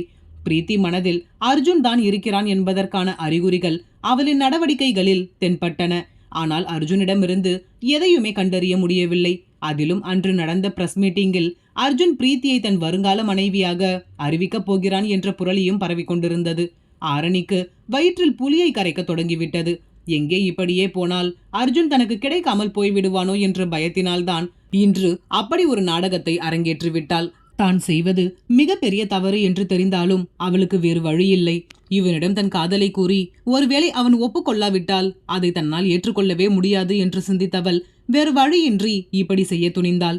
இதனால் தன் குடும்பத்தாருக்கு எவ்வளவு மன வலிகள் ஏற்படும் என்பதை உணர்ந்தாலும் எதற்காகவும் யாருக்காகவும் அர்ஜுன் தேவை விட்டுக் கொடுக்க ஆரணியின் மனம் முன்வரவில்லை. அன்றைய இரவு வீட்டிற்குள் நுழையும் பொழுதே அபிமன்யு மகேந்திரனுடன் மகிழ்ச்சியாக ஏதோ சிரித்து பேசியபடி நுழைந்தான். அதற்குள் அங்கே தன் பாட்டியின் கையில் அழுத நிலையில் இருந்த குழந்தையின் மீது அபிமன்யுவின் கவனம் சென்றது. மீரா தன் கையில் தவழ்ந்து கொண்டிருக்கும் தன் பேரனின் அழுகையை கூட சமாதானம் செய்யாமல் ஏதோ ஒரு சிந்தனையில் இருந்தார். அபிமன்யு அவரை நோக்கி விரைந்தவன், என்னாச்சு என் தங்கத்துக்கு, ஏன் இப்படி அழறீங்க, அம்மா எங்க என்றபடி கையில் ஏந்தினான் தன் 1.5 வயது மகனை. அபிமன்யுவிற்கும் யாழினிக்கும் ஒரு ஆண் மற்றும் ஒரு பெண் என இரட்டை குழந்தைகள் இருக்கின்றனர். அப்பொழுதுதான் தன் சிந்தனையில் இருந்து கலைந்த மீரா பேச்சற்றவராக அமர்ந்திருந்தார். மகேந்திரன், என்னாச்சு மீரா, உனக்கு புள்ள இப்படி அழுதுகிட்டு இருக்கான், நீ பாட்டுக்கு அப்படியே உட்கார்ந்திருக்க என்றவரின் கேள்வியில் இருந்தே இவருக்கு எந்த விஷயமும் இன்னும் தெரியவில்லை என்பது தெள்ளத் தெளிவாக தெரிந்தது. இதை எப்படி இவரிடம் கூறுவது என்று எண்ணிய மீராவிற்கு மீண்டும் துக்கம் தொண்டையை அடைத்தது. மேலும் வீட்டில் யாரின் முகமுமே சரியில்லாததை கவனித்த அபிமன்யு அப்பொழுதுதான் தங்கள் 1.5 வயது மகளுடன் வெளியே வந்த யாழினியை கண்டான். அபிமன்யு, யாழினி என்னாச்சு? ஏன் எல்லாரும் ஒரு மாதிரி டல்லா இருக்காங்க? ஆஃபீஸில் ஏதாவது இஷ்யூவா? யாழினி, இல்ல மாமா, அது என்று இழுத்தாள். மகேந்திரன், என்னாச்சுமா? உங்க அத்தை இப்படி இடிஞ்சு போய் உட்கார்ந்துருக்கா? என்ன கேட்டாலும் வாயை திறந்து பதில் சொல்ல மாட்டேங்கிறா. நீயும் இப்படி யோசிக்கிற? ஏதாவது பிரச்சனையா? எதுவா இருந்தாலும் எங்களுக்கு ஒரு ஃபோன் பண்ணியிருக்கலாம்ல என்றார் மீராவின் கவலையான முகத்தை பார்க்க முடியாதவராக. அப்பொழுதுதான் வீட்டிற்குள் நுழைந்த ஆரியன், யாழினி, ஆரணி எங்க இருக்கான்னு தெரிஞ்சிடுச்சு என்றபடி உள்ளே நுழைந்தான். அதை கேட்ட அபிமன்யுவிற்கும் மகேந்திரனிற்கும் எதுவோ புரிவது போல் இருக்க, மீராவின் வருத்தத்திற்கு ஆரணிதான் காரணம் என்பது தெளிவாக புரிந்தது. ஆனால் என்ன விஷயம் என்றுதான் புரியவில்லை. மகேந்திரன், என்ன சொல்ற ஆரி? ஆரணி எங்க என்றார் கேள்வியாக. அப்பொழுதுதான் அவர்களை கவனித்த ஆரியன் உடனே அவர்களை நோக்கி விரைந்தவன், அப்பா, இங்க காலையிலிருந்து என்னெல்லாமோ நடந்து போச்சு. உங்களை காண்டாக்ட் பண்ணலாம்னு பார்த்தா நீங்க வேற ஃப்ளைட்ல இருந்ததால் உங்களுக்கும் அண்ணாவுக்கும் கால் பண்ண முடியல என்றான் பதட்டமாக. அபிமன்யு, என்னாச்சாரி? Anything serious? தன் மகள் செய்த காரியம் தெரிய வந்தால் மகேந்திரனின் நிலை என்னவாக இருக்கும்? அதுவும் தான் வெறுப்பவனை தன் தங்கை திருமணம் செய்திருக்கிறாள் என்பது அபிமன்யுவிற்கு தெரிய வந்தால். அத்தியாயம் 9. யாழினி, மாமா, அதான் இப்போ ஆரணி எங்க இருக்கான்னு தெரிஞ்சிருச்சே. நாம நேரில் போய் பார்க்கலாம். அவ எதுக்காக இப்படியெல்லாம் செஞ்சான்னு கேட்கலாம். மீரா கோபமாக, இனி கேட்டு என்ன ஆக போகுது யாழினி? இனி அவ நம்ம கிட்ட சொன்னா என்ன, சொல்லலைன்னா என்ன? ஒரே பொண்ணாச்சே என்று செல்லம் கொடுத்து வளர்த்ததுதான் தப்பா போயிடுச்சு. கொஞ்சம் கூட நம்ம பத்தி எல்லாம் யோசிக்காம இப்படி ஒரு காரியத்தை செஞ்சிருக்கா. அவகிட்ட போய் சமாதானம் பேச சொல்றியா? யாழினி, இல்லாத அவளுடைய சூழ்நிலை என்னன்னு அவகிட்ட கேட்டாதானே தெரியும் என்றாள் மெதுவாக. மீரா, என்ன சூழ்நிலையாக இருந்திருந்தாலும் இப்படி ஒரு விஷயத்த அவ அத்தனை பேர் முன்னாடி சொல்லியிருக்கானா? இது பொய்யா இருக்கும்னு நீ நினைக்கிறியா என்றவரின் கேள்வியில் யாழினியின் வாய் தானாக மூடிக்கொண்டது. இவர்கள் அனைவருமே ஆரணி உண்மையாகவே கர்ப்பமாக இருக்கிறாள் என்று எண்ணிக்கொண்டிருக்கின்றனர். உண்மை அறிந்தால் என்ன செய்வார்களோ? சற்று நேரத்திற்கு முன்பு அபிமன்யு, என்னடா, ஏன் இப்படி திரு திருன்னு முழிக்கிற? என்ன நடந்துச்சுன்னு சொல்லு. ஆரணி எங்க என்றான் கேள்வியாக. ஆரியன், அண்ணா என்றவன் இன்று நடந்த மொத்த கதையையும் ஒரே மூச்சில் கூறி முடிக்க மகேந்திரனுக்கு உலகமே தலைகீழாக சுழல்வது போல் இருந்தது. இப்பொழுது என்ன செய்வது என்று தெரியாமல் அமர்ந்திருந்தார். அபிமன்யு, வாட்? நீ சொல்றதெல்லாம் உண்மையா? இது ஏதாவது ஃபேக் நியூஸா இருந்திருக்கும். நம்ம ஆரணி நிச்சயமா இப்படியெல்லாம் செஞ்சிருக்கவே மாட்டா என்றான் கோபமாக. ஆரியன், நாங்களும் அப்படிதான் நினைச்சோம். ஆனா ஃபேக்லாம் இல்ல. நாங்க நேரிலேயே போய் அந்த இடத்தில் விசாரிச்சிட்டோம். இது எல்லாமே உண்மைதான். அபிமன்யு, இப்போ ஆரணி எங்க? ஆரியன், தாலி கட்டின உடனே அந்த ஆளு ஆரணியை கூப்பிட்டுக்கிட்டு போயிட்டான். இப்போ அவங்க வீட்டில் தான் இருக்கிறதா சொன்னாங்க என்று கூறி முடிக்கும் முன்னரே ஆரியனின் செல்போன் இசைத்தது. அதை எடுத்து பார்க்க ஸ்கிரீனில் ஆரணியின் புகைப்படத்தோடு குட்டிச்சாத்தான் என்ற செல்ல பெயர் கொண்ட அவளின் எண் மின்னிக் கொண்டிருந்தது. ஆரியனின் கையில் இருந்த போனை கோபமாக வெடுக்கென்று பிடுங்கிய அபிமன்யு அதை ஏற்று தன் காதில் வைத்தவன், ஹலோ என்றான் உருமலாக. ஆரியன் அழைப்பை ஏற்பான் என்று எண்ணிய ஆரணிக்கு அபிமன்யுவின் குரல் உள்ளுக்குள் அச்சத்தை கொடுத்தது. அண்ணா என்றால் திக்கி திணறியபடி. அபிமன்யு, எங்க இருக்க? ஆரணி, அண்ணா, ஒரு நிமிஷம் நான் சொல்றத கொஞ்சம் கேளுங்க. அபிமன்யு, எங்க இருக்கன்னு கேட்டேன் என்றான் கோபம் குறையாத குரலில். ஆரணி, அண்ணா, அது நான் அவரை காதலிக்கிறேன் என்று கூறும்பொழுதே இடைமறித்த அபிமன்யு, தேவையில்லாமல் ஏதாவது பேசி என்னை கோபப்படுத்தாத ஆரணி. நீ இப்போ எங்க இருக்கன்னு மட்டும் சொல்லு. ஆரணி அர்ஜுன் தேவின் வீட்டு முகவரியை கூற Abhimanyu, I will be there in 10 minutes என்று விட்டு அழைப்பை பட்டென்று துண்டித்து விட்டான். மீரா, ஆரணி இப்படி பண்ணுவான்னு நான் நினைச்சு கூட பார்க்கல மகி என்றவர் தன் கணவரின் தோளில் சாய்ந்தபடி அழுக, மகேந்திரன் அவருக்கு ஆறுதல் கூற கூட தெம்பற்றவராக தோய்ந்து போய்விட்டார். இத்தனை வருடங்கள் சீராட்டி பாராட்டி வளர்த்த தன் மகளா இப்படி ஒரு காரியத்தை செய்துவிட்டால், ஒருவேளை அவனை அவள் விரும்பி இருந்தால் கூட அதை தன்னிடம் கூறி இருக்கலாமே. அவன் நல்லவனாக இருந்திருந்தால் கண்டிப்பாக நானே அவளுக்கு அவனை திருமணம் முடித்து வைத்திருப்பேனே. மேலும் அவள் கர்ப்பமாக இருக்கிறாள் என்பதையெல்லாம் எண்ணுவதற்கே மகேந்திரனுக்கு மனம் அவ்வளவு வலித்தது.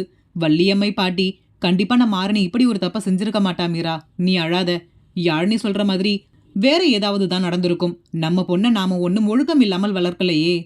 அபிமன்யு, அப்பா, நான் போய் என்னன்னு பார்த்துட்டு வரேன். மீரா சட்டென்று இருக்கையில் இருந்து எழுந்தவர், இரு அபி, நானும் வரேன். அபிமன்யு தயக்கத்தோடு, நீங்க எதுக்குமா? நான் போய் என்ன ஏதுன்னு பேசி அவளை வீட்டுக்கு கூட்டிட்டு வரேன். மகேந்திரன், இல்ல அபி, நாங்களும் வரோம். சாதாரணமா பேசி கூப்பிட்டுட்டு வர இது ஒன்றும் சின்ன விஷயம் கிடையாது. அவ அந்த பையனுடைய குழந்தைய சுமந்துகிட்டு இருக்கா. அது மட்டும் இல்லாம இப்ப அவ இன்னொருத்தருடைய மனைவியா இருக்கா. நாம அப்படி சாதாரணமா அவளை கூப்பிட்டுக்கிட்டு வந்துட முடியாது. கிருஷ்ணமூர்த்தி, ஆமா அபி, நாங்களும் வரோம். மகேந்திரன், இல்ல மாமா, நான் மீரா, அபி, ஆரியன் நாங்க மட்டும் போயிட்டு வரோம். நீங்க எல்லாம் வீட்டிலேயே இருங்க. குழந்தைங்களை எல்லாம் தூக்கிக்கிட்டு போனா சரி வராது என்றவர் அவர்கள் மட்டும் ஆரணியின் இல்லம் நோக்கி புறப்பட்டனர்.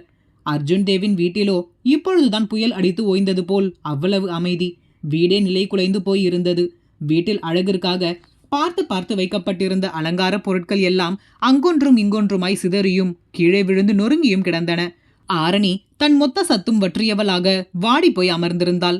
சற்று நேரத்திற்கு முன்பு, அர்ஜுன், இப்ப சொல்ல போறியா இல்லையா என்றபடி ஆரணியின் கழுத்தை பிடித்து நெரிக்கத் தொடங்க, ஐயோ என்ற அலறலுடன் அவனை நோக்கி ஓடிய செந்தாமரை அர்ஜுனின் கையை பிடித்து தன் வலு கொண்டு இழுத்தார். ஆனால் அவரால் அதை அசைக்க கூட முடியவில்லை. செந்தாமரை, வேண்டாம் அர்ஜுன், விட்டுடு. அந்த பொண்ணுக்கு ஏதாவது ஆகிட போதுப்பா, பாவம்பா, விட்டுடு என்றபடி அவனின் கையை பிடித்து இழுத்தார். அர்ஜுன் கோபமாக, வாயை திறந்து சொல்லு, எதுக்காக இப்படியெல்லாம் செஞ்ச என்று அவளை பிடித்து கீழே தள்ளியவன் கோபமாக தன் தலையை கோதியபடி, இந்த விஷயம் வெளியில் தெரிஞ்சதும் எல்லாரும் என்னை எப்படி பார்த்தாங்க தெரியுமாமா? ச்ச, எல்லாம் இவளால் தான். எவ்வளவு போய், உன்னை பார்க்கவே எனக்கு அருவருப்பா இருக்கு என்றபடி முகத்தை சுழித்தான். செந்தாமரை, அவன்தான் இவ்வளவு தூரம் கேட்கிறானே, எதுக்காக நீ இப்படியெல்லாம் செஞ்சேன்னு சொல்லமா? யார் சொல்லியாவது இப்படியெல்லாம் செஞ்சியா? ஆரணிக்கு அர்ஜுன் பிடித்து நெருக்கிய கழுத்தில் வின் வின் என்று வலிக்க அதை தன் கைகள் கொண்டு தடவி சரி செய்தபடி சிவந்த கண்களுடன், இல்ல, நான் அவரை காதலிக்கிறேன், அதனால்தான் தான் இப்படியெல்லாம் செஞ்சேன் என்றாள் மீண்டும். Arjun, to you think I am a pool என்றான் உருமலாக. அதற்குள் அங்கு வந்து சேர்ந்த பிரீத்தி கலைந்து கோலமாய் இருக்கும் வீட்டை பார்த்தவள், வாட்ஸ் ஹேப்பனிங் ஹியர் என்றாள் அதிர்ச்சியாக. பிரீத்தியின் பதட்டம் அவளின் முகத்திலேயே அப்பட்டமாக தெரிந்தது. எங்கே அர்ஜுன் தன் கையை மீறி சென்று விடுவானோ என்ற பயம் அவளுக்குள் குடிகொள்ள நேராக அர்ஜுனை நோக்கி சென்றவள், என்ன அர்ஜுன் இதெல்லாம்? எல்லாம் என்னென்னமோ சொல்றாங்க. என்னால் அதையெல்லாம் யோசித்து கூட பார்க்க முடியல. நீ எப்படிப்பட்டவன் என்று எனக்கு தெரியும். ஆனா உன் மேல எப்படி இப்படி ஒரு பழி வந்தது? அர்ஜுன், ஐ டோன்ட் நோ பிரீத்தி, எல்லாத்தையும் செஞ்சுட்டு எப்படி ஒன்றும் தெரியாத மாதிரி நிக்கிறா பாரு என்றான் ஆரணியை கை காட்டி. பிரீத்தி ஆரணியை நோக்கி கோபமாக சென்றவள், ஏய், யாருடி நீ? எதுக்காக இப்படியெல்லாம் செஞ்ச? அர்ஜுன் மேல இப்படி தேவையில்லாத பழியை போடுறதுக்காக தான் நீங்க கம்பெனிக்கு வேலைக்கு வந்தியா? அவளுக்கு எந்த பதிலும் கூறாமல் ஆரணி அமைதி காக்க, அர்ஜுன், இந்த மேடம் என்ன லவ் பண்றாங்களாம், அதனால் தான் இப்படியெல்லாம் செஞ்சிருக்காங்களாம். பிரீத்தி, வாட்? லவ் பண்றாளா? ஹே, அர்ஜுனுடைய ஸ்டேட்டஸ் என்னன்னு தெரியுமா உனக்கு? ஆஃப்டர் ஆல் அவனுடைய கம்பெனியில ஒர்க் பண்ற ஸ்டாஃப் நீ. உனக்கு அர்ஜுன் மேல லவ்வா என்று கோபமாக ஆரணியை பார்த்து கூறியவள் அர்ஜுனின் புறம் திரும்பியபடி, யார் என்ன வேணும்னாலும் சொல்லிட்டு போகட்டும் அர்ஜுன், அதுக்காக நீ ஏன் அவசரப்பட்டு இவளுடைய கழுத்துல தாலி கட்டின? அர்ஜுன், என்ன வேற என்ன பண்ண சொல்ற பிரீத்தி? கையில் DNA ரிப்போர்ட்டோட வந்து நிக்கிறா. எல்லாமே லைவா டெலிகாஸ்ட் ஆயிட்டு இருக்கு. இவ கழுத்துல தாலி கட்டாம என்னால் அங்கிருந்து ஒரு அடி கூட எடுத்து வைக்க முடியாத சிச்சுவேஷன். என்ன வேற என்ன பண்ண சொல்ற? வேற வழி இல்லாமல் தான் நான் இவ கழுத்துல தாலி கட்டி கூப்பிட்டு வந்தேன். பிரீத்திக்கு கண்மண் தெரியாத கோபம் ஏற்பட்டது ஆரணியின் மேல் இருக்கும் கோபத்தை விட அதிக கோபம் அவளுக்கு அர்ஜுனின் மேல் தான் ஏற்பட்டது. எவ்வளோ ஒருத்தி வந்து நான் கர்ப்பமாக இருக்கிறேன், அதற்கு இவன்தான் காரணம் என்று கூறினால் அதை எப்படி இவன் ஏற்றுக்கொண்டு அவளுக்கு தாலி கட்டலாம்? இப்பொழுது அவள் கூறியது உண்மை என்று ஆகிவிட்டதல்லவா? இதனால் இவனின் மேல் தானே வீண் பழி வந்து சேர்ந்திருக்கிறது. தான் மனதளவில் நேசிப்பவன் மீது இப்படி ஒரு அவப்பழி விழுந்ததை தாங்கிக் கொள்ள முடியாமல் அர்ஜுனின் மேலேயே கோபம் எழ, மேலும் இப்படி இவளின் கழுத்தில் அவன் தாலி கட்டிவிட்டானே, இனி தன் காதலை ஏற்பானா என்றும் பயம் எழுந்தது. ஒரு மனம் இல்லை, அவன் ஒன்றும் இவளை விரும்பி திருமணம் செய்து கொள்ளவில்லையே, சந்தர்ப்ப சூழ்நிலையினால் நடந்த திருமணம் தானே இது. இதற்கெல்லாம் அவன் இவ்வளவு முக்கியத்துவம் கொடுக்க மாட்டான் என்று தோன்றினாலும், என்ன இருந்தாலும் தாலி கட்டிவிட்டால் இவர்கள் இருவரும் கணவன் மனைவிதானே, அதை இல்லை என்று கூற முடியாது. இனி தன் காதல் என்று எண்ணியவளுக்கு ஆரணியின் மேலும் அர்ஜுனின் மேலும் மாறி மாறி கோபம் எகிரியது. பிரீத்தி, சரி அர்ஜுன், உன் மேல எந்த தப்பும் இல்லைன்னு நான் நம்புறேன். அவசரப்பட்டு நீ இப்போ அவளுக்கு தாலி கட்டி பெரிய தப்பு செஞ்சுட்ட. இதனால் உன்னுடைய வாழ்க்கை என்ன ஆகும்னு கொஞ்சமாவது நீ யோசிச்சு பாத்தியா? சரி, அதெல்லாம் விடு. இனிமே அதை பத்தி எல்லாம் பேசி எதுவும் ஆக போறதில்ல. நாம டைவர்ஸ்க்கு ஃபைல் பண்ணலாம். ஆரணிக்கு பிரீத்தியின் வார்த்தையில் தன்னுடைய மொத்த கஷ்டமும் சுக்குநராக சிதறுவது போல் தோன்றியது. எவ்வளவு சிரமப்பட்டு தன் மானத்தை மட்டுமல்லாமல் தன் குடும்ப கௌரவத்தையும் அடகு வைத்து இவனை திருமணம் செய்து உள்ளேன். இப்படி எளிதில் விவாகரத்து என்று கூறுகிறாளே, எங்கே தன் வாழ்க்கை ஆரம்பித்த முதல் நாளிலேயே முடிந்து விடுமோ என்று எண்ணியவளுக்கு என்ன கூறி அர்ஜுனை சமாதானம் செய்வதென்றே தெரியவில்லை. உண்மையையும் கூறிவிட்டேன், இதற்கு மேல் வேறு என்ன கூற முடியும் என்று செய்வதறியாது நின்றிருந்தாள். அர்ஜுன் ஆரணியின் காதலை ஏற்பானா அல்லது பிரீத்தி கூறியது போல் அவளை விவாகரத்து செய்வானா? அத்தியாயம் 10. இருவரின் உஷ்ண மூச்சு காற்றால் அந்த இடமே அனல் பறந்து கொண்டிருந்தது. அனைவரும் செய்வதறியாது பதைக்கும் மனதுடன் பதட்டமாக திகைத்து போய் நின்றிருந்தனர். சூழ்நிலை தங்கள் கையை மீறி போய்விட்டதைப் போல் உணர்ந்த ஆரணிக்கு இதை எப்படி சரி செய்யப் போகிறோம் என்று தெரியவில்லை. தனக்கு எதிரே ஒருவரின் சட்டையை மற்றொருவர் கோபமாக பிடித்து கொண்டு நின்றிருக்கும் தன் அண்ணனையும் கணவரையும் பார்த்த ஆரணிக்கு பயத்தில் உடல் முழுவதும் நடுக்கம் எடுக்க தொடங்கியது. மீரா, மகேந்திரன், ஆரியன் என அனைவரும் அபிமன்யுவின் புறம் நிற்க, மீரா அபிமன்யுவின் கையை பிடித்து தடுத்தபடி, வேண்டாம் அபி, விட்டுடு என்றார் செய்வதறியாது. அர்ஜுனின் புறம் நின்றிருந்த அவனின் அம்மா செந்தாமரை அவனை தடுக்க கூட முடியாமல் திணறிக் கொண்டு நின்றிருந்தார். ஆரணியை அர்ஜுனிடமிருந்து தடுக்க போய் இவருக்கும் சில பல திட்டுகள் விழுந்ததல்லவா, அதை நினைத்து எப்படி தடுப்பது என்று தெரியாமல் திண்டாடி கொண்டிருந்தார். அன்னபூரணி இவருக்கு நேர்மாறாக, விடாத அர்ஜுன், பொண்ணை ஒழுங்கா வளர்க்காம இப்படி ஒரு பொண்ணை வளர்த்து வச்சிருக்காங்க. இவளால நம்ம குடும்ப மானமே போச்சு. நீ எவ்வளவு பெரிய ஆளு, இப்படி ஈஸியா உன்னை ஒண்ணும் இல்லாமல் செஞ்சிட்டாளே, அதுக்கு இவங்க எல்லாம் சப்போர்ட் வேறையா, ஒருத்தரையும் சும்மா விடாத என்று எகிரி கொண்டிருந்தாள். செந்தாமரை, கொஞ்சம் நேரம் நீ அமைதியா இரு பூரணி என்றார் இறைஞ்சலாக. அன்னபூரணி, என்னம்மா என்ன அமைதியா இருக்க சொல்ற? அவங்க பொண்ணு பண்ண காரியத்துக்கு நாம தான் இவங்க மேல கோபப்படணும். அதை விட்டுட்டு அவளுடைய அண்ணன் என்னமோ நம்ம தப்பு பண்ண மாதிரி ஏன் தம்பி சட்டையை பிடிக்கிறான், இவங்களை அப்படியே சும்மா விட சொல்றியா என்று தன் தாயிடம் கூறியவள் அபிமன்யுவை பார்த்து, யோ, முதல்ல என் தம்பி சட்டையிலிருந்து கையடியா என்று கத்தினாள். அவளை சட்டை செய்யாத அபிமன்யு நெருப்பை கக்கும் விழிகளால் அர்ஜுன் தேவையே முறைத்து பார்த்தபடி தன் பற்களை கடித்து கொண்டு, உனக்கு எவ்வளவு தைரியம் இருந்திருந்தா இப்படி ஒரு காரியத்தை செஞ்சிருப்ப, எதுக்காகடா இப்படி செஞ்ச நம்பிக்கை துரோகி என்றான் தன் பற்களை கடித்து கொண்டு. அர்ஜுன், யார பார்த்துடா நம்பிக்கை துரோகின்னு சொல்ற? நீ தாண்டா நம்பிக்கை துரோகி. என்ன பழசெல்லாம் மறந்து போச்சா என்று உனக்கு சற்றும் குறைந்தவன் நான் அல்ல என்பது போல் அதே கோபத்தோடும் சிவந்த கண்களோடும் கூறினான். இப்பொழுது எப்படி நிலைமையை சரி செய்வது என்று யாருக்கும் தெரியவில்லை. என்ன நடந்தது என்று பேச வந்தவர்கள் இப்போது விழி பிதுங்கி போய் நின்றிருந்தனர். இவர்கள் இருவரது சண்டையில் இவர்கள் இருவரும் மறைமுகமாக எதை பற்றியோ பேசுகிறார்கள் என்பது மட்டும் அனைவருக்கும் தெள்ள தெளிவாக புரிந்தது. ஆனால் எதை பற்றி பேசுகிறார்கள், ஏன் இவ்வளவு கோபமாக நடந்து கொள்கிறார்கள் என்பது யாருக்குமே விளங்கவில்லை. மகேந்திரன், முதல்ல அவருடைய சட்டையிலிருந்து கையை எடு அபி என்றார் அதட்டலாக. வேறு என்ன செய்ய முடியும்? எதிரில் நிற்பவன் யாரோ என்றாலும் இப்பொழுது அவன் தன் மகளின் கணவன் ஆயிற்றே. தன் மகளின் வாழ்க்கையை பற்றியும் சிந்திக்க வேண்டும் அல்லவா? அதிலும் அவள் இப்பொழுது கர்ப்பமாக வேறு இருக்கிறாள் என்று எண்ணிக்கொண்டிருக்கும் தந்தையால் வேறு என்ன கூற முடியும்? பெண் பிள்ளையை பெற்றவர்கள் சற்று நயந்துதான் போக வேண்டும் என்று எண்ணியவர் அப்படி கூறினார். ஆனால் எதற்கும் அபிமன்யு அவனின் சட்டையின் மேல் வைத்த கையை எடுப்பதாக இல்லை. தான் பிடித்த பிடியிலேயே அப்படியே கல் போல் நின்றிருந்தான். அபிமன்யு, டாட், உங்களுக்கு இவனை பத்தி தெரியாது, he is such a criminal என்றவனின் வார்த்தைகள் தெரித்து விழுந்தது. அந்த பதில் என்னமோ தன் தந்தைக்கு தான் என்றாலும் பார்வை அர்ஜுன் தேவை விட்டு சற்றும் அகலவில்லை. மேலும் தொடர்ந்தவன், ஆரணிக்கு எதுவுமே தெரியாது டாட், கண்டிப்பா இவன் தான் ஏதாவது பேசி அவளை ஏமாத்தி இருப்பான், இல்லனா அவ போய் இவனை காதலிப்பாளா என்றான் அர்ஜுன் தேவை பார்த்து ஏளனமாக. அதில் அர்ஜுன் தேவின் கோபம் மேலும் ஏற ஆரணிக்கு உள்ளுக்குள் இதயம் கதகளி ஆடத் தொடங்கிவிட்டது.